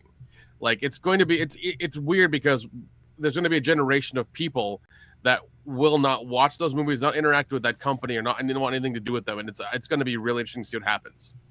Because I think I saw a video even recently now where there was somebody was on some ride yelling at Disney adults on this ride, being like, "This is creepy. This is a thing for adults, and like you shouldn't be here," and stuff like that. So there's even the Disney adult epidemic that's happening as well too, which is a whole other thing. But there's this YouTube channel I like that talked all about Disney adults yesterday. It was one of the best videos. I gotta send you the link. Oh, please do. But it's just one of those things where like you've demonized, or not even demonized, but you've like really talked down to one group of people. What the fuck do you expect to happen? It's the same thing with the Cracker Barrel thing. It's like, oh, we did rebrand, it's this, that, and the other. No, it's fine. Just maybe look at your financials and do a fucking better job. Disney's the same shit. They're the people who are trying to, like, $3,000 a night bitch at a fucking, immersive hotel that nobody wanted. Mm. They tried having you buy $5,000 drink on their fucking, shitty cruise lines. Like, they've tried all this shit. Even like, over the years, I would come across these videos of people, every year they would mess up their stuff to get to the parks. And it was funny to see these people who were like really into going to Disney, and they would do these 30-minute long videos of like, this is what's changed going to Disney. And, going through 4 apps, not having, a ride from the airport to the hotel that's part of their park. It's just like they've been slowly diminishing this whole thing. And what the hell do they think? Like, all these companies are fucking retarded. I swear to God. They keep wanting to like charge you more and more for less and less. And what do they think? We're retarded? At some point, we're going to be like, sorry, fuck you. We're not doing this anymore. And Disney's Disney thinks they can keep talking down to a certain demographic or a certain group of people, and like they're gonna just take it. And then they're asking, why won't you buy your stuff? Well, because you kept calling me a moron. That's why. It's simple. It's really fucking simple. I don't know why. I don't know why they need to do a straw man poll about like what's going on here. It's really simple. Isn't it the shit we've been saying for like the entirety of our show? Yes. Like, we've always been calling them out specifically. Everybody that puts this, like, I don't know how to describe it because I don't want to use the phrase woke because that kind of covers. Yeah, it's become. Yeah. I hate it. Like, It's Always Sunny in Philadelphia did a great episode last week about woke entertainment and how they made fun of it. Woke is dead, woke is back. It really just poked fun at a lot of people in our sphere, and I'm like, yeah, it's kind of a lazy, basic phrase. It's like, it's woke. What does that mean? Well, it's this. No, it means a little more than that. I'm a writer. I say use my words. But whatever Disney's directive, agenda, all of those things have been, it hasn't led to success.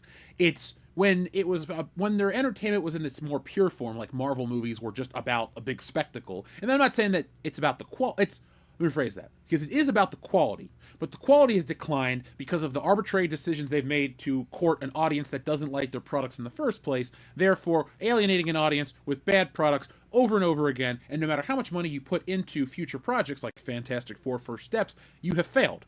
Fantastic Four was not a hit. I said it was going to fail because the Fantastic Four haven't been relevant in over 30 years.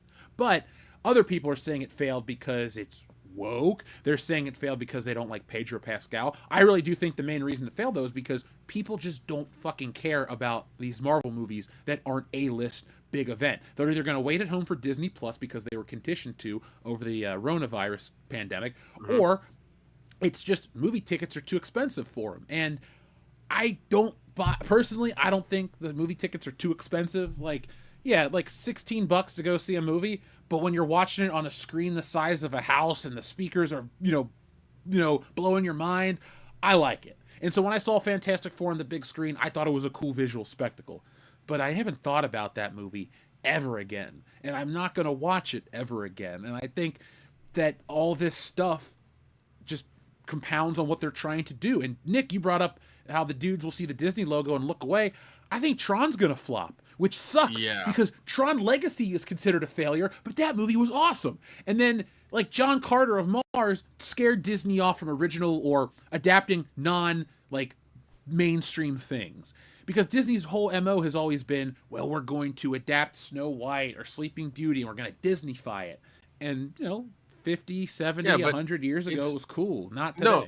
Yeah, and Disneyfying something was seen as making it better and making it, really putting a shine on it. Now it's seen as we're going to put it through our fucking, machine and it's going to get crappier. It's not going to get any better. And that's the problem is they've turned it on themselves because they've gone after demographics that they thought would pay dividends and, be part of their whole thing. But it's just you've followed too small. The demographics you followed are too small and don't create any sort of sustainable income.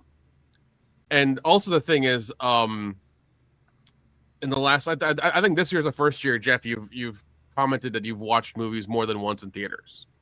Yep. And that to me says volumes because, and a lot of them have not been Disney movies, go figure. But the fact that we're getting back to a point where we want to acquire this movie to have in our collection to rewatch later on, that hasn't happened in a while.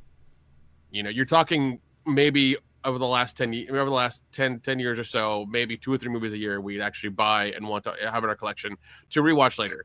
This year, you've actually gone to the theater again, not just waiting for it to come out on DVD or Blu-ray. You actually wanted to have that experience again in the theater. Yeah. Naked Gun, Superman, things like that. So I mean, I think like you said, we're getting back, this pendulum swing the other way. We're getting back to a point where these people are finally fucking realizing that good stories trump everything else. We don't give a shit about if the character's gay, black, female, trans, paraplegic, whatever the fuck. As long as they're a compelling character, just do that. Just do that. That's easy. Just do that. Well, to that point, paraplegic Spider-Man. to that point, for me, I mean, yeah. The issue is that sweet spot between what you two just said. I don't think it's as bad as I'm definitely going to watch Fantastic Four again. I thought it was a great spectacle. I thought the story was pretty good. But to Nick's point, my thing has always been this is all very calculated for Disney, right? The issue is the calculated part isn't working. When you have turned your brand into the Henry Ford automotive line where every 10 things you make, 8 of them are shitty, when the 2 good things roll around, people aren't going to want to see it because you just gave them 8 shitty things. And at least from the third quarter 2025 standpoint, Fantastic Four was good. It was good enough. It looked great. I thought the story was pretty good. And in terms of trying to, the effort of tweaking out Marvel bullshit, it was a good movie. But the drop went so hard, to Jeff's point, the price of tickets and the amount of dumb shit you're putting out, some people just aren't going to be like, hey, it ain't worth the risk. Especially now that the consumer has to be so risk averse. No matter what the very sensitive Nancys on Twitter say, to Nick and Jeff's point, they don't spend any fucking money. So everyone arguing on Twitter and Instagram, that's to farm engagement. In terms of the people who go and spend money, things have not been great from Disney. And Fantastic Four came out, and because we've had so much dumb shit, they said, I'm not going to go see it, because people went to check it out. And it was good enough. But people just aren't doing that. And you want people to go to the movie after opening weekend. You want to make $1 billion. Disney can't seem to figure out. You have to make a bunch of good shit. And occasionally the shit that's good, that people love, they will give you $1 billion to watch it over and over again. Yeah. And Disney's still dealing with the fallout of Phase 3. Because Fantastic Four was good enough. I liked it. It was just enough as another universe. The tie-in at the end of Thunderbolts. Even Thunderbolts was good. And as Jeff said, the field is good enough where Jeff has gone to the movies for the most part in a long time. My whole family has. The field is getting better, but baby, when you've been fucking around for the last decade, people they're going to call your bluff eventually. They're calling it now, man. You're 100% right. And because I do like the Roger Corman Fantastic Four, but I got to give this one credit. Like, it might be overall the best Fantastic Four movie. I didn't like the Tim Story one. Okay. I like the 2005 one. I hate the 2007 Rise of the Silver Surfer. That movie's just shit. But,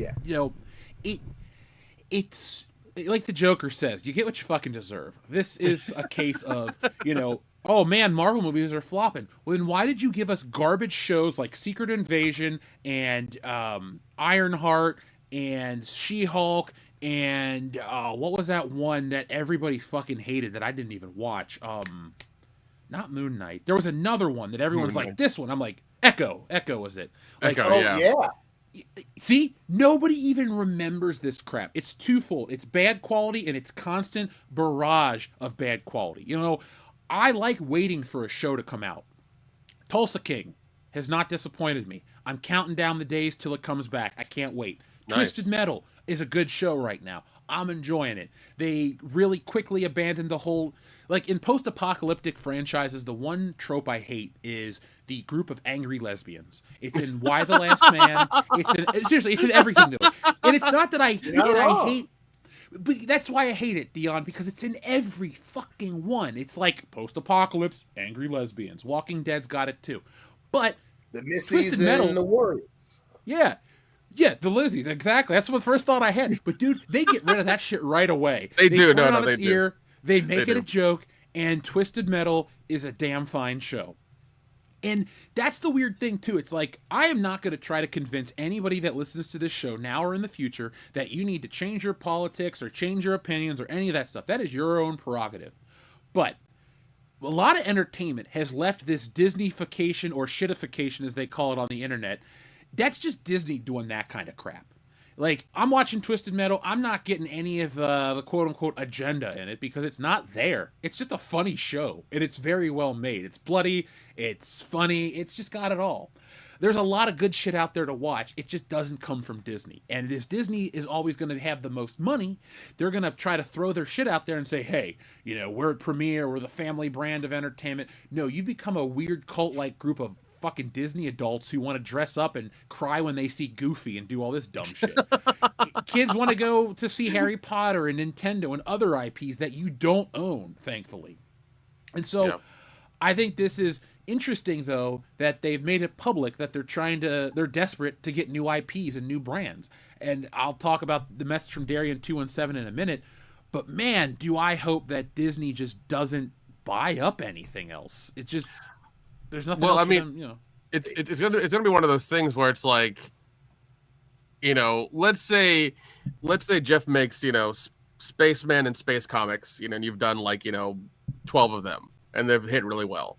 And you don't want to sell Disney, but Disney offers you like, you know, a ridiculous amount of money. What are you gonna do? Sell it. What are you gonna do? Yeah, exactly.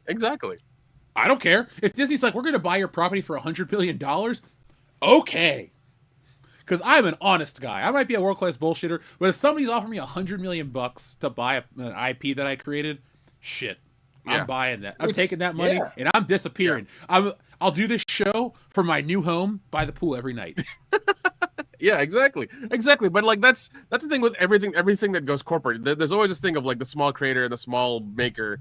We've seen it with like every kind of like food stuff and entertainment and anything like that. Do you see the small creator who, you know, gets a break, and it's always half and half. Either they keep the same quality, they just have more money to do better things, or they entirely just say fuck you and just like, you know, there's diminishing returns. It doesn't work out.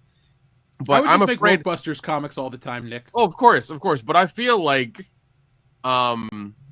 with Disney's, it's gonna be one of those things where I really want to see what they're trying to buy next, because I think with just them announcing they're going to buy something, or somebody finds out they're looking for something, it will shit that deal real quick. Because it's going to be one of those things where if Disney's desperate for something, they might overpay for something, get this thing, the person, you know, makes out like a bandit, and then they don't make any fucking money out of it. It's going to be hilarious. Well, let me read the message from Darian, because that actually did happen a couple years back. Thank you, Darian217. He says, what IPs are left up to buy up at this point? Name an IP. Disney bought up the Power Rangers years ago and wound up selling it back after tanking it. Another example, chasing the boy audience. Now, Nick, Power Rangers, and this is Chaim Saban who said this himself. He sold it for like, I could look up the number, but just here's an example. Let's say he sold it for $100 million, but then he bought it back for like $10 million. Like, that's how, and then he sold it again to fucking Netflix or Hasbro, however that went down. Like, they ruined that IP. Now, I do agree that they didn't do anything with it and they kind of messed it up, but I'm also a firm believer as an original Power Rangers kid, and it's like, you know how we complain about horror fans being dense about certain things that they just don't comprehend? The Power Ranger fandom is the most complicated and annoying fandom that I don't even want to say I'm a part of it. It was the best part of my childhood, and I have so many great memories. But as an adult, I'm like, that's it. It's just a great memory that I have. But Power Rangers, unlike Ninja Turtles or other properties from the 90s, are a moment-in-time slice of magic. And you can't recapture that because the time's not right. Power Rangers isn't this great IP that can be mined forever because people think, but all the Sentai years and this and that. Oh, God. You can watch that shit anyway, and people don't watch it. There's nothing they can do. And like those comic books they put out, everyone's like, well, those are so great.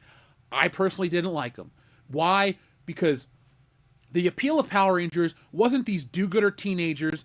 It was they wore cool costumes, they fought monsters, they had Zords, and the music was bitchin'.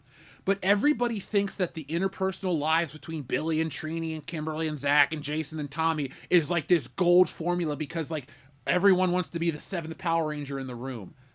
No, we don't. I don't want to be a goddamn teenager. I don't give a shit about their problems. If I'm going to watch that show, I want to watch the Zords. I want to watch them fight the putties. You just want to go out and whoop Rita Repulsa's ass. Yes, I do. Lay the smackdown on that. She's got a headache. I'll leave her alone. But to get to the question, Darian, because I'm a firm believer Power Rangers is a fucked franchise that everybody is trying to revive. Look at currently with the merchandise. Playmate Toys has invested millions of dollars to revive Power Rangers. Now, they claim that it's for the kids, but they're reselling like those Automorph and Fliphead ones that look like shit. Oh, for the yeah. nostalgia. Yep, saw them in the store the other day. I bought one. It is the biggest piece of shit. It's like, and everyone goes, well, it's a kid's toy. What do you expect? Okay, and then I counterpoint them with a kid's toy from 30 years ago and say, I expect at least this. Because everything else has evolved in 30 years. Why are we going backwards? Because you like something? That's a stupid argument. But in terms of IPs that they could buy, what is there to buy? Let's look at some of the bigger IPs that are like relevant. Like Ghostbusters is a dead IP. I know people don't want to hear it, but Ghostbusters is not this open world where we can just have next generations of Ghostbusters keep coming in. It's literally 4 dudes. And every time you stray further and further from those 4 dudes, you have a law of diminishing returns. It was wonderful in Ghostbusters Afterlife to see Egon come back as a ghost. I love that scene. But Ghostbusters is a dead franchise. The Marvel stuff they already own. They'll never get their hands on DC. They're technically they have parts of WWE now with this ESPN deal. But what are they going to do? Nothing. Because you can't, what are they going to start turning wrestling into movies? Like CM Punk versus I almost said CM Punk versus the Klan. That'd be an interesting movie. But my point is, like, I'd watch it. I would watch that. But like, look in my eyes. What do you see? A guy who likes equality. That's it. That's his. He's a fucking Avenger. Oh the straight-edged Avenger. That's the comic book I'm gonna make. What are they gonna do? Buy like an anime property like Dragon Ball? Oh, we're gonna adapt Dragon Ball Z now. Fucking why? They don't. Nobody in Japan needs Disney's money. They got their own market. No, they can't. No, they don't. They can't do Nintendo. They can't do anything. So what do you guys think? What could they buy up? Listen, the interesting counterpoint to all of that, there's plenty they can buy up. There are a lot of IPs that are older or unrealized or kind of forgotten from years past, at least in my mind, that they could get relatively cheap. The issue is they don't have the juice to make any of it good. You know, to your point about ESPN, WWE, you know, I was talking to my uncle earlier this week. You know, amongst sports fans, and Kendo, feel free to help a Negro out. ESPN is known for one thing above all, and that's making things shittier too. And they just bought the NFL Network. So, yep. I think Disney, you know, they are in a position now because of entertainment post-COVID, you know, people being exhausted with the marketing strategies of a lot of these companies. There are things that they could buy relatively cheaply. They just don't have the fucking moxie, kid. They just don't have what it takes. You know, that's why, you know, a lot of industries do that, where they reach out kind of indiscriminately, you know, and everyone in that industry has a way of hearing it. It's just hilarious that we all get to hear it from the entertainment industry, from old Tinseltown, because Disney, you know, they have proven to a generation now that, hey, our best quality are making things shittier. Yeah. And I mean, the fact that, like, it's in a Variety article that came out a few hours ago is hilarious, meaning that, like, they're desperate. The fact that there's an article about it. Usually this stuff is in-house. And if it's this bad that there's an article about it, it means it's really bad. That's pretty. Yeah. Because for the longest time it was always deny. Oh, everything's fine. Everybody's happy with what's going on here at Disney. Now it's like, maybe they're not. So let's put an article out about it. Yeah. Yeah. And Dion, the reason I brought up the point of, like, what else can they buy is a lot of the big ones are just owned by other companies. Like, right. If you name it like a recognizable IP, I guarantee you Warner Brothers, Paramount, or one of these other rival companies just has it. Like if He-Man wasn't already in production from another company, then I would be like, well, maybe they'll buy He-Man, because they want to cash in on people that are older than us, the Gen Xers. They want to get us to watch it because we're like, well, we know what He-Man is, and then they want to try to sell you He-Man to the next era. But, you know, I don't think that, well, Kevin Smith screwed that pooch. Yeah, I do love that so much, because he's like, I love He-Man. I was like, everybody came back with receipts immediately. Like, yep. Come on, Kevin. Come on, Kevin Smith. You're better than this. Obviously not. And he thought he could fool us. Yeah, you know, he should have just stuck with the View Askew universe and not made Yoga Hosers, I agree. Tusk, and all that other bullshit. I agree. Tusk was weird. Tusk was really weird. Dude, I never got tired of Jay and Silent Bob. That's the shitty part. It's stoner comedy. Like, stoner comedies have been around ever since there have been coming of age films. Like, come on now, man. This is basic shit here. we still have them. We should get Cheech and Chong meet Harold and Kumar meet Jay and Silent Bob. Like, that could be a movie. Yeah, let's do it. I'd watch it. Dude, I want to write the motherfucker. They're on it's a road movie too. It's a quest. I love a good a road new trip movie, strain. man. I love a good road trip movie. Harold and Kumar have never had. Well, I guess technically Harold and Kumar Go to White Castle is a road trip movie to just like go to. They go to Cherry Hill, New Jersey to go to the White Castle or something. Like, I guess it's technically a road trip, but see, that's the type of shit that they should make. I don't think that Disney, and I don't want Disney to make money and succeed. I'm not on their team. But if I was working in the boardroom, it's not that these new IPs are what people want. I firmly believe that the big billion-dollar movies are the insane crossovers. Not just Deadpool and Wolverine. My God, dude. I mean shit like, and we'll just use horror for an example, like Ash versus Freddy versus Jason versus Michael Myers. That's a billion-dollar horror movie because it's so fucking stupid. People are like, what is that? Or if you want to do like a horror movie where the Ghostbusters met the villains, that would have made a bunch of money. Or like Batman versus Godzilla or some shit like, or Superman versus Godzilla. Like, that type of shit is going to get people curious. I think that is the last low-hanging fruit, low-effort type of IP cash-in that can still make money because it's interesting and weird. It'd be like if all of a sudden you're watching a Star Trek movie and the Millennium Falcon drops out of light speed and you're like, what the fuck? Like, everyone's going to wonder what the story is. They'll fuck it up, but the hype would be insane. No, that's true. Those first 2 weekends would be ridiculous. But no, I'm with you. Like, I feel like with Freddy versus Jason, we almost had that. Because I remember them saying it was a success and they were already like writing part 2, but for some reason it just never got made. You know? And but no, I'm with you. I feel those crossovers, that's where it's at. But the problem is you have these studios who've been run by these old dudes for so long that one would want to make more money than the other. One would think that their properties is better than the other, and they would want 51% of like whatever they make. That's the problem, I think. And that's where business will always trump creativity because it's always, well, it's business, so we have to have it our way and do it that way. And at the end of the day, if they could just, curtail their egos just a bit, that's why we'd be buying the home videos for like 50 years. Yeah, but they're Hollywood execs, Jeff. That's not going to fucking happen. They're worthless. That's what AI needs to replace. We need to get AI to replace a Hollywood executive because I don't give a shit what half of these people do. But Jeff, they're going to lose their jobs. They have hundreds of millions of dollars. Don't fire the Grips and the Best Boys and all those other people. You just go ahead and let the writers write. Let humans write these movies. Speaking of that stuff, that was an article I think I sent it to you guys in the chat where it's like filming has now moved to England or London, where like that's where everybody's filming now.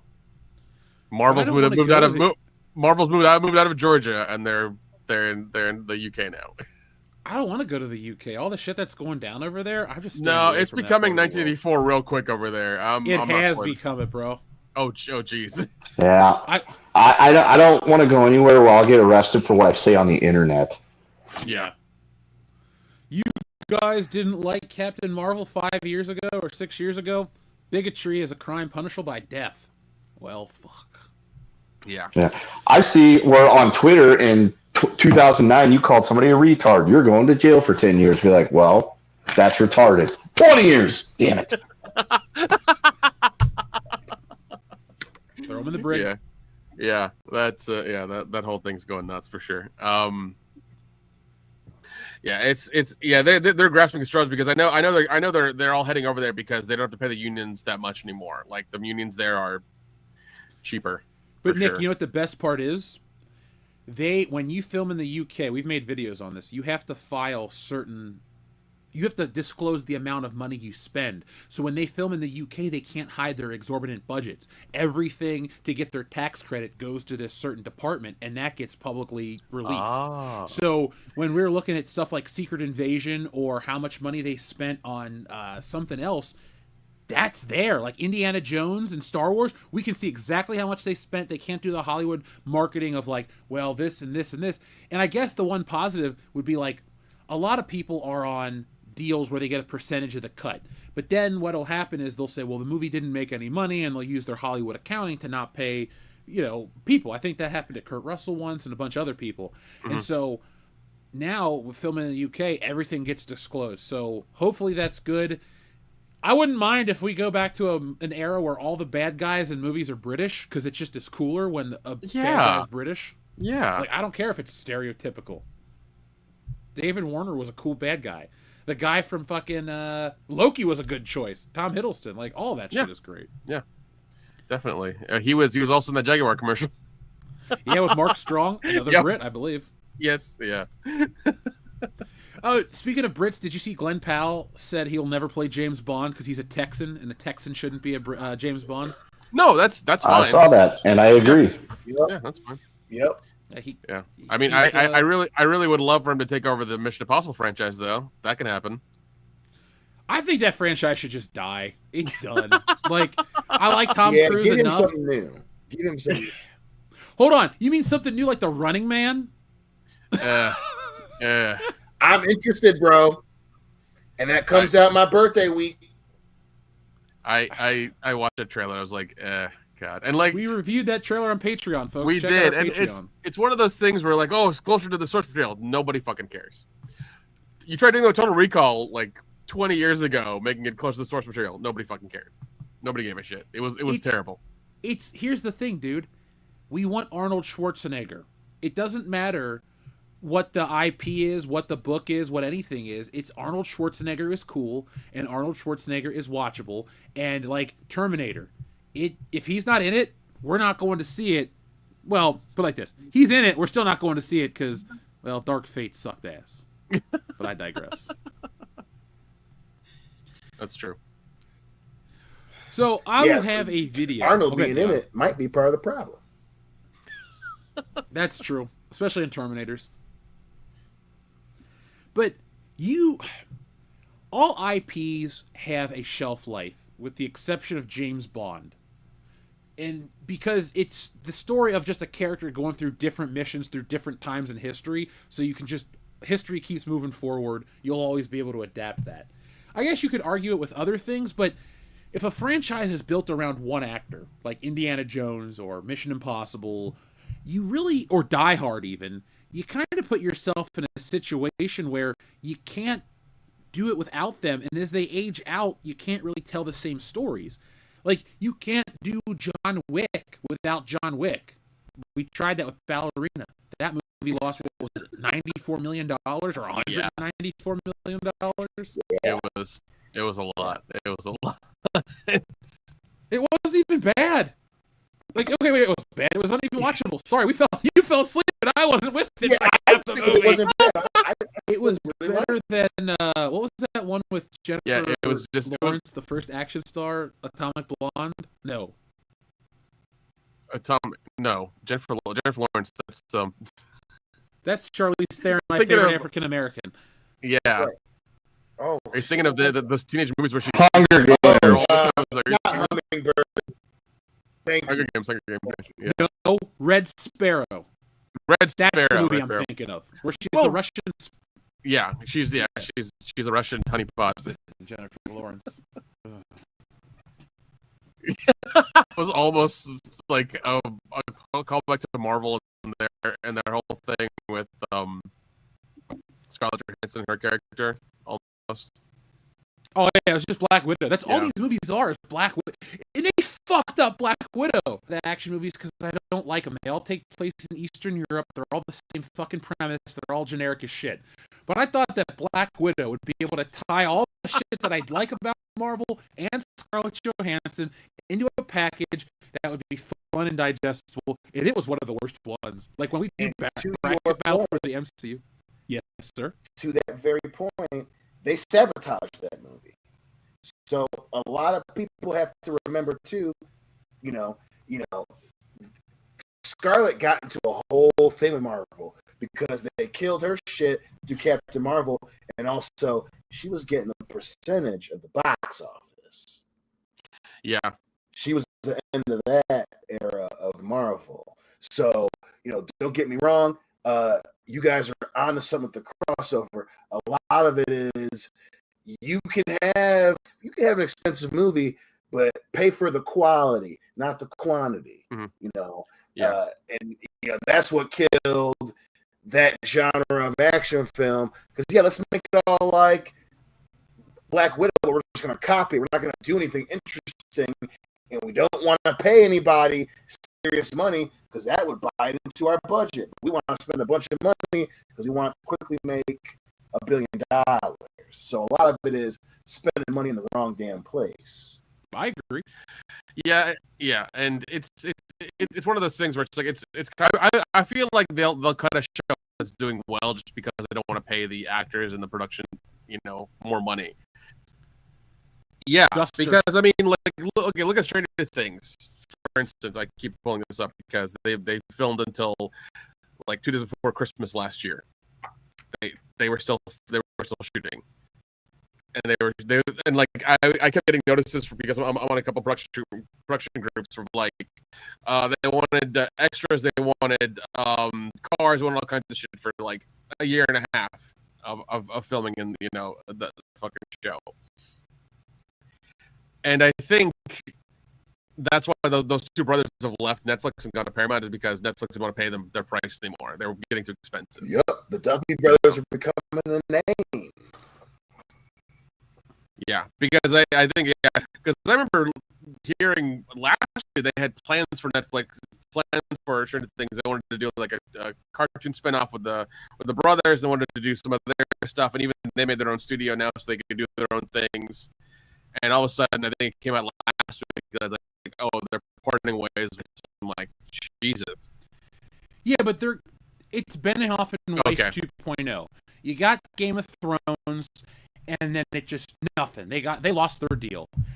Like the Duffer Brothers, I have no issues with Stranger Things outside of it takes for fucking ever to produce the show, and it's so goddamn long. But Stranger Things is so many things rolled into one. That's what the formula to Hollywood is that nobody understands. Well, a few people do, but other people don't want to do it that way. They want to do it their own way. It's you take something that's 99 parts recognizable on emotional and visible level or visual level, and then you produce it. Like Stranger Things is the Goonies and E.T., the Explorers, fucking every 80s movie rolled into Stand one. by Me, Stand by Me. It's like, it even has the Goonies in the goddamn show. Like, that's why that show works. Because you got the teen drama that kids like, and you got actors that appeal to them. But then you got people our age that grew up in the 90s watching old shit from the 80s, and we're like, this is what I grew up watching. Remember when the world looked like this. So that's why that show works. It's not yes, the Duffer Brothers put that together, but if they do it again for another decade, it's just Stranger Things in the 90s, Stranger Things in the 2000s, and then what are you going to do? Are you just going to be those guys that remake the same show on a different platform with a different decade? That'll work one other time. And if it doesn't perform, they'll shit can you. Like, that's not going to work. Yeah, but I mean, it's that's just my theory with a lot of these like just streaming shows where they will just shit can them after 2 seasons because even though it's made them money, they don't want to pay the exorbitant fee for to read out more for them. So because they can replay that show in perpetuity, they'll have it on the platform forever, and they can keep getting people to come on and off the platform to watch the show or whatever, and that's it. Same thing as to why they don't put a lot of the shows on physical media, because they want you to keep subscribing and watching the show over and over again. That's just their business model, which is not making them any money. So model ever. I mean, well, remember when Disney Plus was supposed to be profitable like last year, but it still isn't. Yep. Because I remember when it first started, they were like, oh yeah, by 2020, like Q3 you are spending billions of dollars a year on content nobody's fucking watching in your niche, streaming service that nobody cares about. I'm sure people would be more than happy to cut that one off before anything else. Well, to Jeff's point, right? Like, when you find the thing that works, just blindly throwing money at it isn't going to make it better, especially when you are like, just do the same thing with less other things worked. It was all those things in the past, and the people were there, blah, blah, blah, but it was like at the time this new episodic adventure thing where the kids weren't all that ignoring or annoying. Damn, I can't even talk. They weren't that much of a pain in the ass. And instead of just keeping that vibe, we're like, yeah, the kids are not. They just took fucking ever to do it. Like, just fucking ever. And don't fuck with the formula. But don't do Stranger Things in the 90s. Don't do Stranger Things in the 2000s. You have to have the thing that ties it down to the now. And Disney has a streaming service come out. And they're like, hey, we'll just have old stuff, but we'll also try to have new stuff that placates to this niche audience. At the same time, we want to make $1 billion off of a streaming service that you have to keep. But we're not going to make anything worth keeping. It's going to be half-cocked.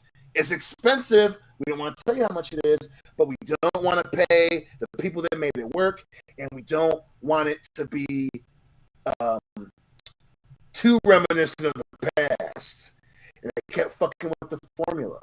And here we are now.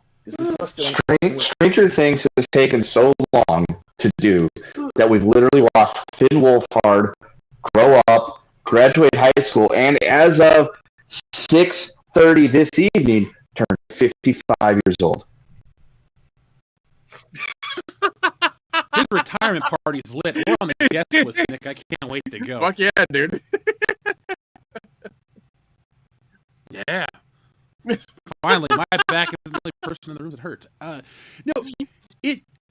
That's long attention span for entertainment. Like, seriously, I will watch movies that, it's a 2-hour movie, you're waiting for the payoff at the very end. If it's worth it, I'm there. But I can't wait 5 years between seasons of shows, or 3 years. There's too many things that come out, and by the time it comes back, I have forgotten. Like, 1 year, I'll remember. Like, you play the quick recap at the beginning of the season, oh yeah, no problem. But if you wait 3 to 5 years, and then the show comes back, it's like, well, here's a recap episode. It's a ploy to get you to rewatch the show to get more watch hours up so they can sell it to investors or some shit, but like, I'm not going to watch all of Stranger Things to prepare for season 5. I'll just watch it as it is. And if I like it, cool. If not, fine. Like, did Squid Game come back from season 3? Okay, yeah. See, I hope it comes back sooner than it took to do the second season, because I keep getting comments about audio problems. Yeah, I don't have any drop in my internet connection. No, same here. I don't think I do. I'm on my phone because my computer decided to go be, retarded. But to what you were just saying, Jeff, Squid Game, the reason why the second one took so long to come out is because the dude never even planned a second one. Like, he just made the one and was like, yeah, this is it. And then Netflix came rolling in and yeeted a big bag of money at it. He's like, well, I guess I got to make the second one. And then they filled 2 and 3 consecutively, and then just spaced it out. Yeah, but I feel like that's and like that might be us as well, of just like we're used to a certain schedule of shows being on at a certain time. Like, we're used to, we've come from the era, and this is going to date us, but I'm sorry, where we would have between 22 and 24 episodes a season. And we'd get a new season every I want to say 9 months? Every 9 months? The old format. Yeah, every 9 months you get a new season. 9 months is about it. The old format. And like, there was a lot of filler, but we still enjoyed it. And even now, I think we might need to go back to that, where we need more episodes, and because like I'm all for these episodes being shorter. I mean, there being less episodes and there being more meaningful stuff in it, but I think it's a detriment to what they're doing.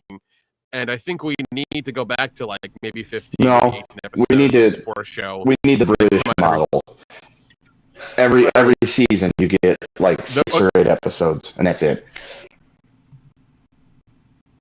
Okay. Well, I mean, I feel like we're in the British model right now. Like an hour and a half long. No, they're about 30, 45 minutes maybe at the most. Makes it great to be able to catch up on the shit that you missed. Like, I can watch an entire season in 3 hours. Yeah, but I feel like just for their production's sake and things like that, they need to go back to more episodes just so like if the first few hit and they get a good response, they can go ahead and start writing like the other ones are like getting our season 3 or whatever up and rolling. I'm cool with 12 episodes in a year, but like 3 and 5 years to wait, I just won't come back. Well, no, I agree. You have to pay. You have to pay to keep it going, right? And and don't get me wrong, I get it, especially when you're dealing with kids and stuff. I would say we need less. I think when you have it when the iron is fucking hot, you gotta hit it. You gotta hit it. Don't go and get into. Don't try and do this weird thing where you're trying to get a production crew together quickly and cheaply. Like, you need to make sure the foundation of the production is good.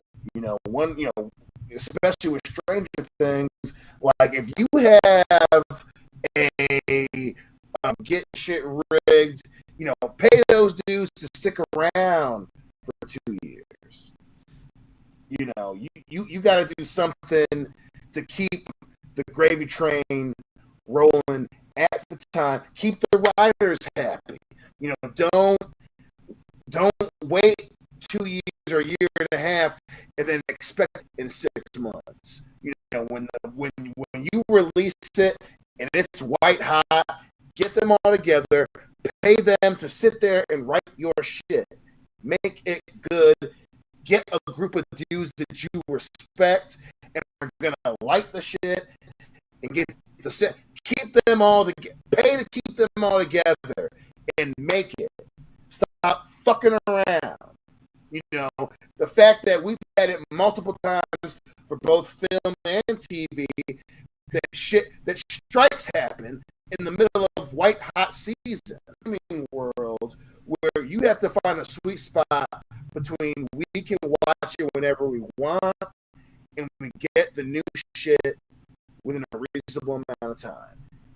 And these studios, Netflix spending billions of fucking dollars to put shit together quickly, and your effects look like garbage.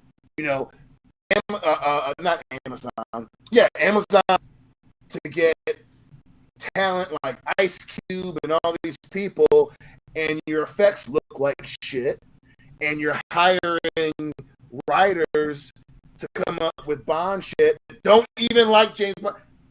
Spend the money behind the scenes. I get it. You don't like that. I don't care. You're losing money with shit that you're coming up with in a fucking Wendy's parking lot.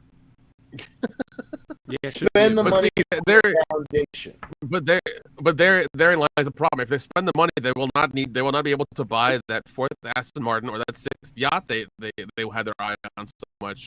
Writer more money for season 3 of a show. They don't want to do that. And here's the thing. In Atlanta, like the crews are interchangeable. I agree. You should, if you have a good crew of people, they're doing a good job and they know what they're doing, keep them on. No, I agree with that 100%. But the problem is these higher ups think that they can keep paying these people the same price, the same amount of prices go up, especially if people do good jobs and you're giving them praise for it. They need more money. They need to get paid more. That's how it is. But they don't want to open up their wallet and do it. And that's showing up a lot these days, and it's a problem because there's no more diminishing returns to any of this stuff. It's not happening anymore. It's the show wants to watch a shit anymore. They're all going back to watching the old stuff we watched like 20 years ago. So it's just not working anymore. Yeah, I'm with you. I know we talked earlier in the show about the sense of familiarity with Cracker Barrel and such, but there's definitely some validity to that. And I am always open to new ideas. You know, I'm the guy that goes to see some of these movies multiple times if I like them. But it's more of the newer stuff I'll watch once and never touch it again. Like the new King of the Hill was very good, but I don't foresee myself ever watching that again. It was good. I enjoyed it. I'll watch whatever comes next. But if I want to watch King of the Hill, I'm going back to the classic. Maybe people just are made to feel old when they watch newer things. It's there's a lot of psychology to it. That could be it too. Well, while we're on the topic of Netflix, we have our friend Adama says in a very generous super chat. Thank you, Adama. Says, "Hail, good evening, fellas. I have 2 Netflix picks. First, The Night Agent is a serious political thriller with interesting character stories and no agenda. Second is Fubar, hilarious spy movie that shows some goofy twists and turns." There was. I'm taking. There was one I watched on Amazon. I think it had Eddie Murphy. I almost Pete Davidson. watched that. I started and turned it off. Okay, right. Here. I watched it, but they did the thing with the bad guy that they've always fucking done, where like they have the really like tearful backstory, and that's why they're bad. And I didn't like it because of that. Yeah, but I will say this. Pete Davidson and Eddie Murphy are hilarious together. They're really fun together. It was good. I agree. I liked it a lot. Well, I'll give it a shot. I used to like Pete Davidson, and then he was everywhere, and I stopped liking him. So you know where you won't ever find him at, Jeff, on BritBox. That's what I watch nowadays. I got rid of everything else, and I'm just watching BritBox for a while. Don't blame you. I really don't. Yeah, I'm about to start watching. Don't blame you one bit. But Night, yeah, I need to check it out. I heard good things about Night Agent. My brother watched that, and he recommended that too. But Fubar, Fubar, God. I still gotta watch that. Oh, it's Schwarzenegger. Okay. Yep, Carrie-Anne Moss was in this last season. I like her a lot. I love Carrie-Anne Moss. Good old Trinity. That time at Jake's wedding, I really liked her. Well, the circumstances made for a very memorable weekend. Yeah, I can block out certain parts, but keep the good parts. Man, that food was delicious. I've never been to a wedding where they serve you filet mignon. Oh, shit. It's like a buffet. That alone made that shit a top 3 wedding. See, like once again, Indian weddings always good food, and you get it for like 4 days. I'm gonna have. Yeah, we're waiting, buddy. Your wedding, dude. Yeah. I'm gonna have a blast for like a week straight. One for every day of the wedding, and I'm just gonna look as fly as possible. You fucking joke about that. I did that in Jamaica in December. That shit was wild. I will. I have pictures on my Instagram. I think I had 4 or 5 suits. I even had my American suit as well that I wore for something else. So, yeah, it was a lot of getting out of suits and getting into comfortable clothes. It's a lot of that. Oh my god! It's gonna be us getting out of suits into other suits that are slightly more comfortable. Yeah, exactly. Amen. I can't wait. Can't wait. No. Adama, thank you very much for your generous super chat, folks. We appreciate all the support you've been giving WCS. It helps us continue to do what we do, and we're gonna have some exciting stuff for you at the end of the year with Stealing Solo 2. But there is more show to come, so don't click off yet. We mentioned this last week, and I'm not going to go repeat it. You guys can check out last week's episode. We mentioned the whole ESPN streaming deal and how it's going to affect us as wrestling fans, and how I'm not going to pay $30 for some WWE content per month.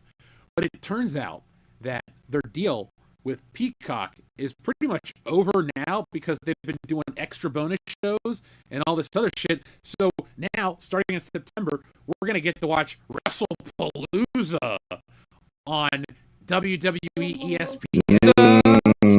Nope. I'm out. I can't wait. Yeah, my ass ain't paying for this shit, and I'm not cheap about stuff. I will pay for my entertainment. I don't pirate. Okay, I'll pirate comic books that I already own because I don't want to touch them. Okay, that's fine. That's fine. But dude, I've been compiling movies for my giant metal brick here, and that's a lot of what I've been doing. That should be your biography, Giant Metal Brick, the Nick Utam story. That's right. Can't stop, don't stop watching. Jeez.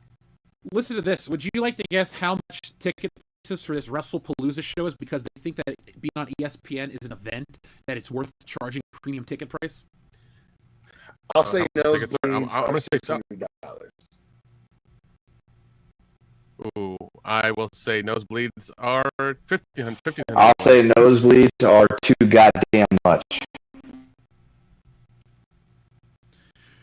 Well, I don't have nosebleed prices in front of me, but what I do have are closer seats that are $5,900. Yeah, too damn much. Jesus Christ. Shit. For a one-night show in Indianapolis. Yeah, for a minute when they're like, "Oh, it's coming to Indianapolis. It'll be a cheaper show," I thought, or a new show. I'm like, I read the ticket prices and I just went, it's not worth it, because all you do at wrestling shows is you sit and you watch fucking commercials. Like, you literally sit there between matches and you have to look at the apron and it's got Netflix and Prime and Nutty Buddy bars and all this other crap. And then like Nick, this year's WrestleMania, normally WrestleMania starts out with a video package, then a fireworks show, and then the opening match. This year, it starts out with a commercial that they just filmed in the arena. Like, they zoom in and it's like, Clash of Clans, now available to download for free. What? And that's it. It was just a big-ass commercial. God. Oh, man. Yeah. Diminishing returns, man. Diminishing returns. That's all it is. Like Dion, or like Kendo said earlier, ESPN now stands for everybody start paying now. Like, that's all it is. You ain't wrong.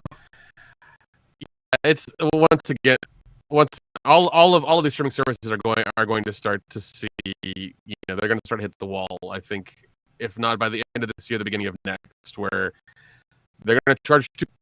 They'll keep a couple of them, but they're going to start like cutting them off. And I think what you're going to see is, instead of the password crackdown, you're going to see, you need to sign up for 2 years minimum.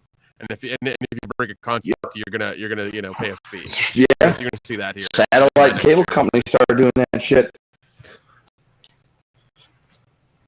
Streaming's next. Well, I think a lot of it, with beyond just streaming too, I think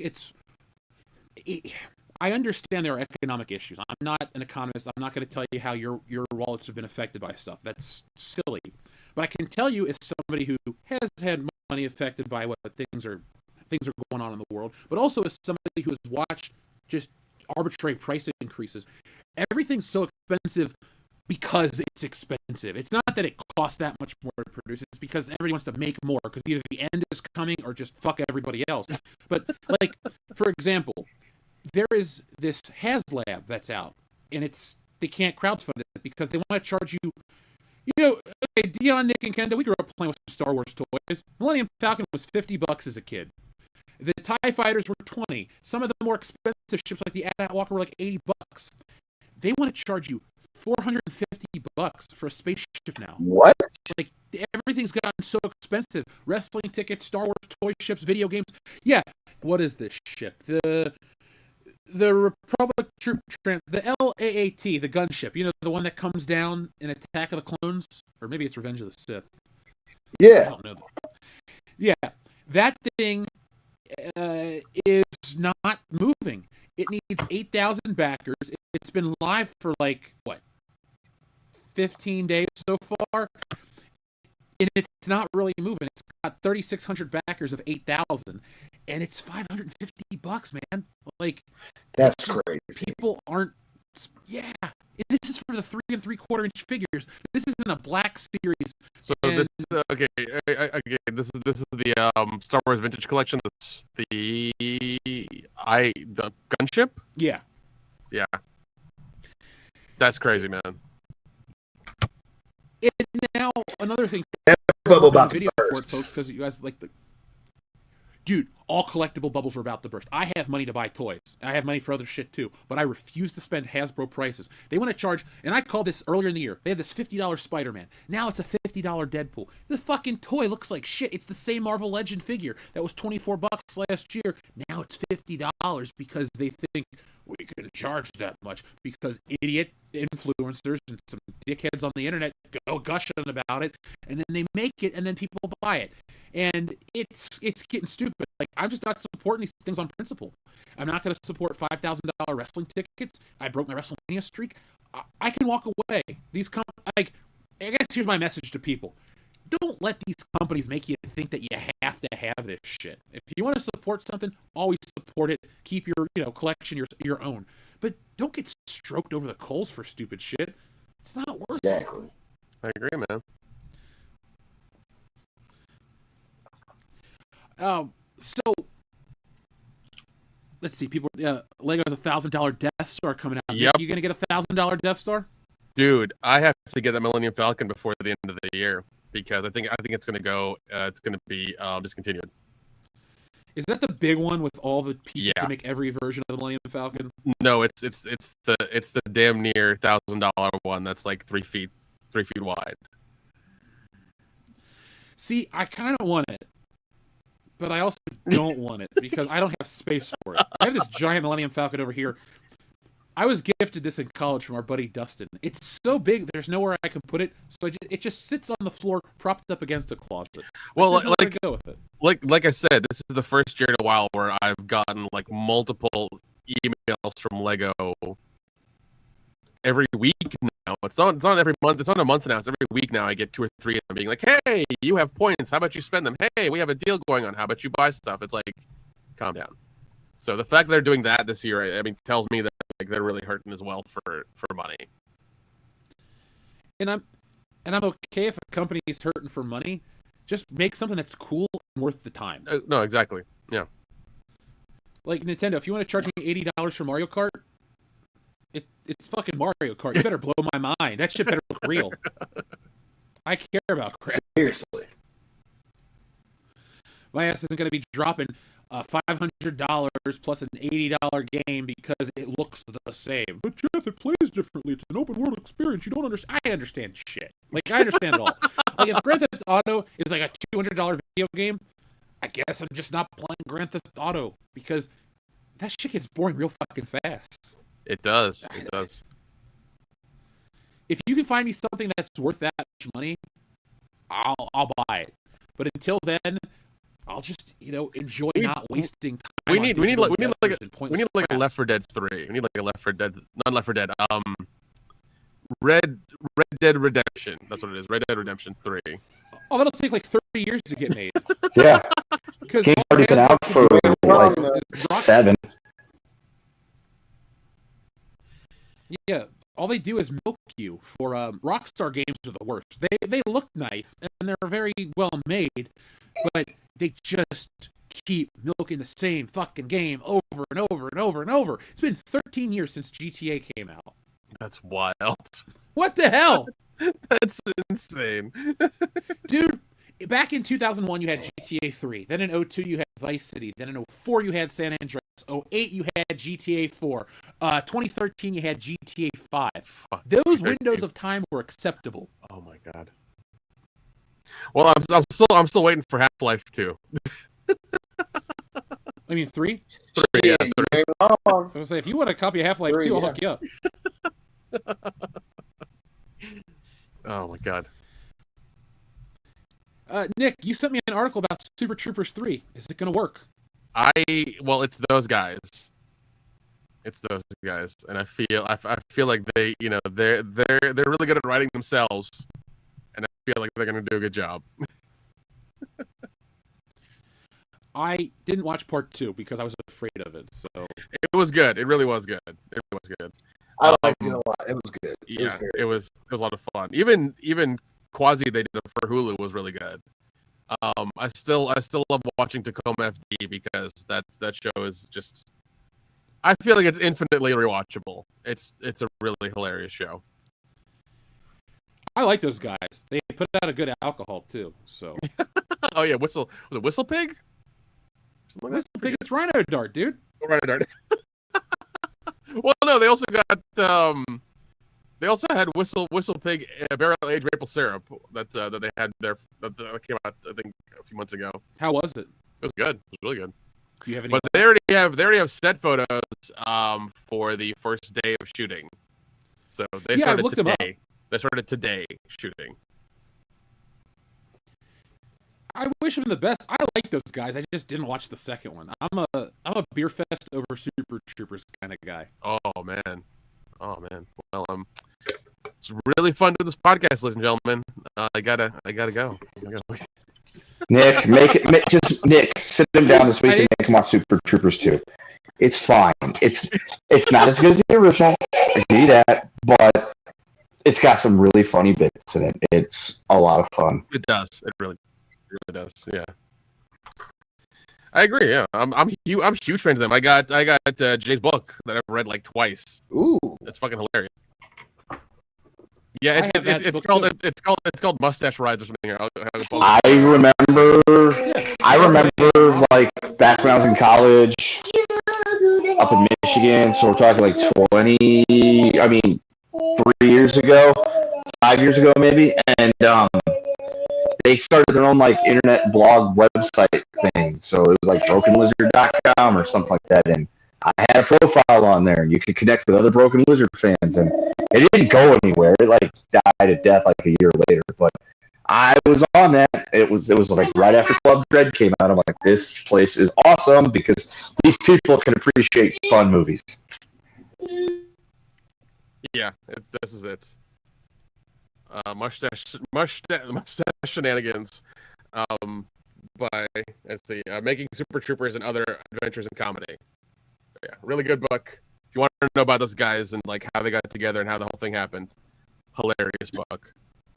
I would highly recommend the audiobook as well too, because Jay does voices on the fucking audiobook. It's hilarious. Hell yeah. That's what I have. Yeah. What we also have is Sejorjan as a new member. Well, Sejorjan, thank you. You've been around for a while, but thanks for becoming a member now. We appreciate you, man. Folks, we're going to be dropping the last Blockbuster video coming up before I go out of town with Nick, and that'll be some membership bonus content as well as a Patreon exclusive. So if you want to check that out, if you want to see what the last Blockbuster on the planet looks like in Bend, Oregon, well, Nick and I have been there. We reported on it, and well, join us on that journey. Yeah, that was one hell of a trip, man. That was, except their fish and chips also. Yeah, which is really bad for a town that's like on the ocean. On the ocean, yeah. It's like how did all of your, well, we didn't go to that one that had like a line around the block like the whole weekend. We didn't go to that one because apparently that one was the best one. Well, that's why we didn't go, because there was a long line. Yeah, it was recommended in like all the fucking blogs and videos and shit like that. And everybody just had to go there and get their stuff. So yeah, but everything else we had was great. Like the pizzas, the breakfast, all the breakfast stuff. Breakfast places we went were great. Every breakfast place was excellent. Yeah, I mean, talk about breakfast fried rice at the first place. Like what the fuck? That was wonderful. Nick, it's 11 at night. Stop talking about breakfast. Fuck, I'm hungry, man. I'm gonna go to bed. I'm not gonna eat late night. Good for you. I'm saving that shit for when I'm down with you. It's like, hey man, it's 11:30. You want to get some of that crazy bread crust pizza because it's right within walking distance? I think there's a pizza place that's open until 4 in the morning, and also says if you look at Mariana Diner, their menu is fucking huge. It's ridiculous. They have every ethnicity of food in that whole thing. It's insane. Do they have banana pancakes? Yes, they have banana pancakes. Yay! All right, we're going to the Marietta Diner. This place looks epic. Yeah, we should just do a live stream in the parking lot. Yeah, it is fucking epic. It's all neon. Yeah. Okay. We're going. We're fucking going there, dude. Yeah, I don't think it's too far from me either. So, folks, if you want to watch us, wow, I'm not gonna eat this cake, but that's a lot of cake. Yep. Jesus. God damn it.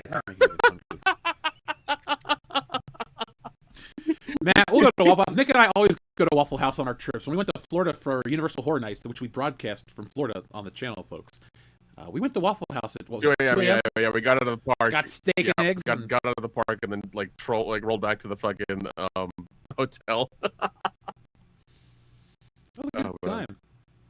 See, folks, make sure you follow Jeff and Nick on our adventures around the world. We might show up in your neck of the woods, and if you're like Darian 2 and 7, you might hang out with us at WrestleMania or come to the meet and greets that we've hosted.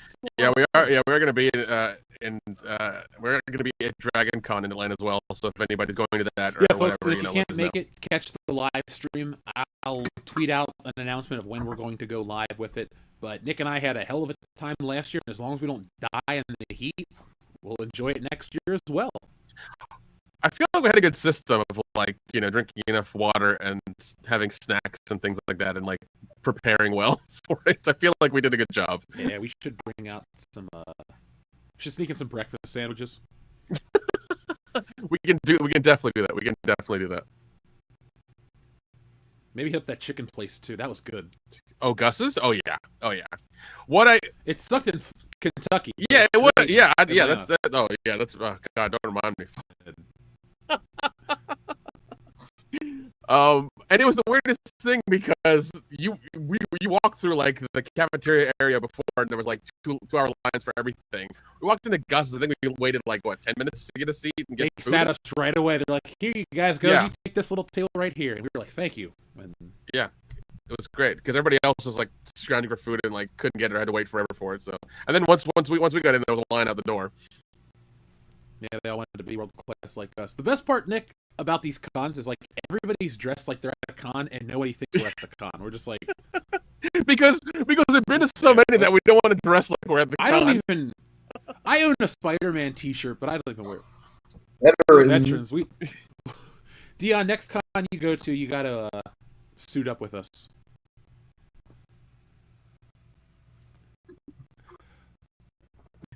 Yes, track media only. Snacks and not drinking water.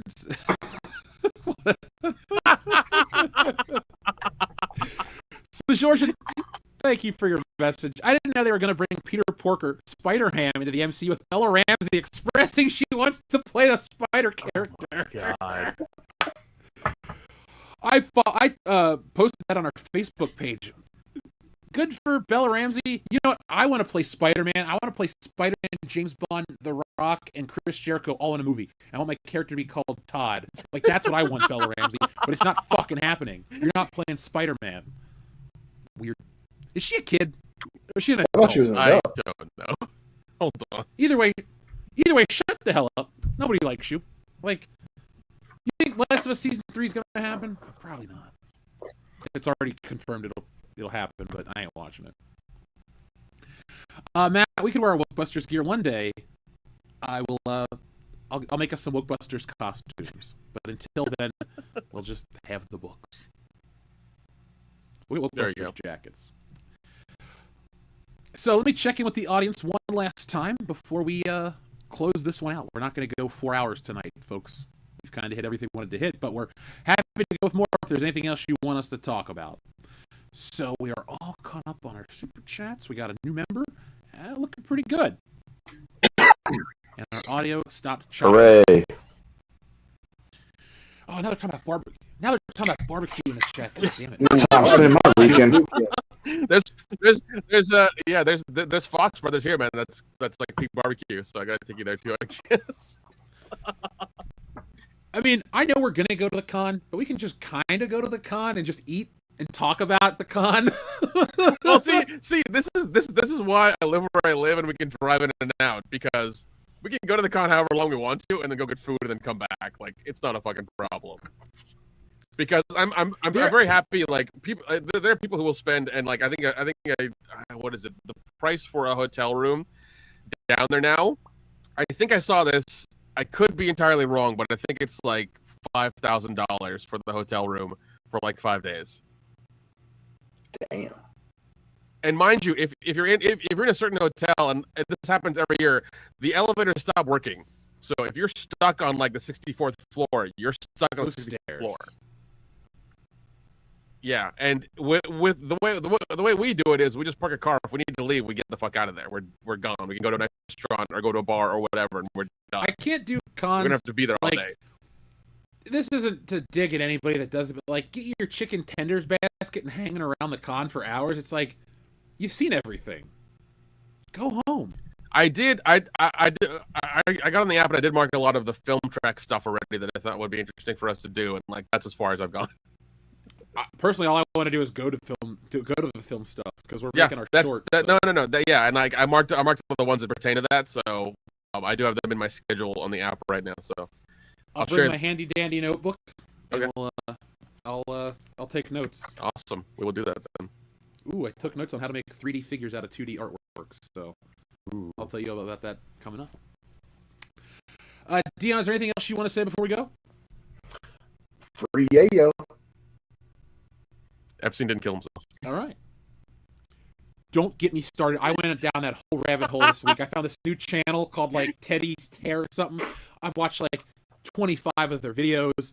It makes me want to up our game in production a lot. But I'm also like, God damn, the world is doom and gloom. Yeah, pretty much. And after today, I got you, boys. Like, yeah, dude, I'll toast to that. That's a bubbly. That ain't beer. I don't have beer tonight. All right, so folks, thank you for watching. I will have a video, a long, in-depth video on the Disney subject for you tomorrow. I've already written it. I technically recorded it, but I didn't like the performance, so I'm going to do it again. So join me tomorrow for that. On Saturday, we'll have... What do we have on Saturday? Ollie's is next week, folks, so don't worry about that. But I went out to the stores. I got some awesome footage and more Disney failures that you can point a finger at and laugh at. But be on the lookout for Stealing Solo 2. I don't want to dominate all of our content talking about the book, but it's been a lot of fun to make. But more importantly, I've been getting a lot of good feedback. Dion's seen it. Listeners have seen it. They've read the early pages. Everybody's laughing, so I know I've done my job. If you have the first book, and thousands of you do, you're going to want the second one because it picks up the story right after it, and it gets you ready for Frankenfisher, the finale, which is exactly what you think it is. We dig up the corpse of Carrie Fisher and Reanimator. It's a dark story, but it's a dark comedy. Please tell me we make references to Reanimator in that, because that would be hilarious and also really kind of like gross. I'll tell you off air, but in Stealing Solo 2, we make references to Frankenstein. Nice. So, yes. I bought a copy of that on 4K because I can legally use that as a business write-off because it's research for this. See, there you go. Well, you know Del Toro's coming out with his own Frankenstein, right?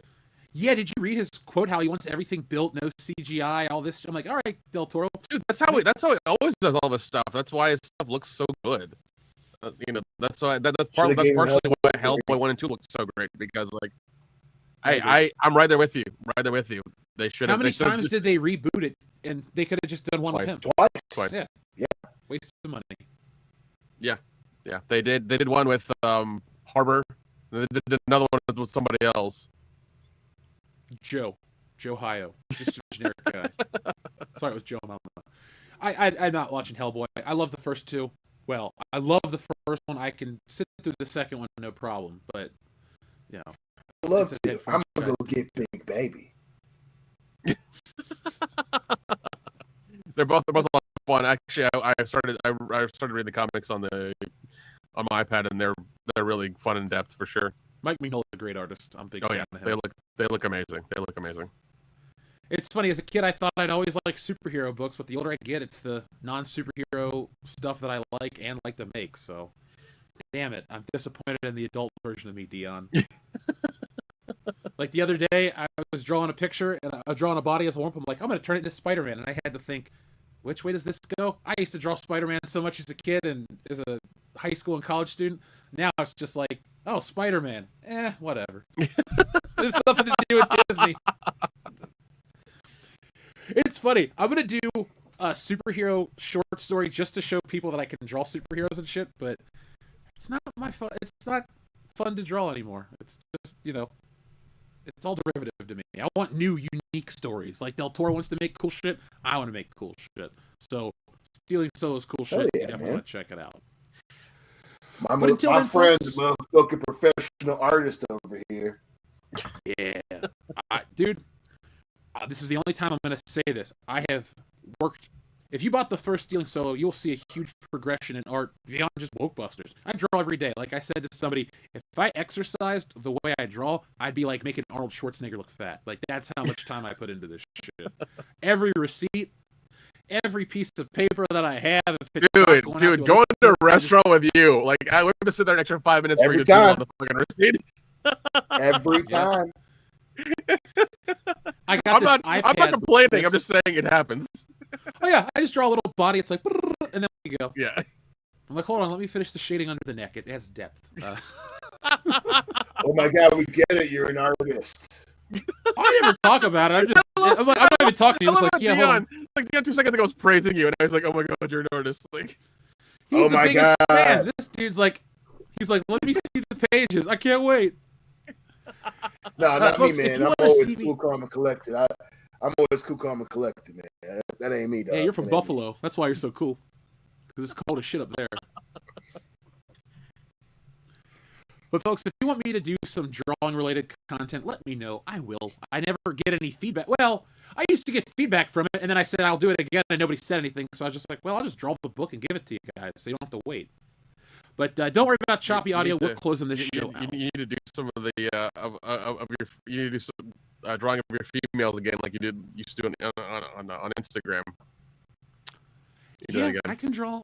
I drew a big booty Judy yesterday as a warm up. Yep.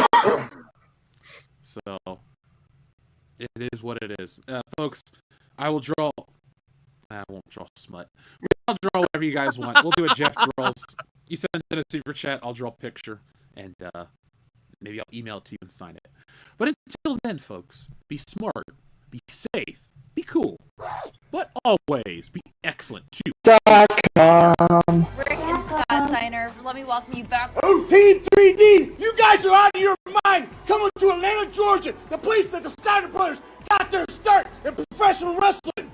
You guys are out of your mind, making it a table match, because tonight we're going to beat you at your own game. And after it's all said and done, you're going to be taking splinters out of your fat asses all night.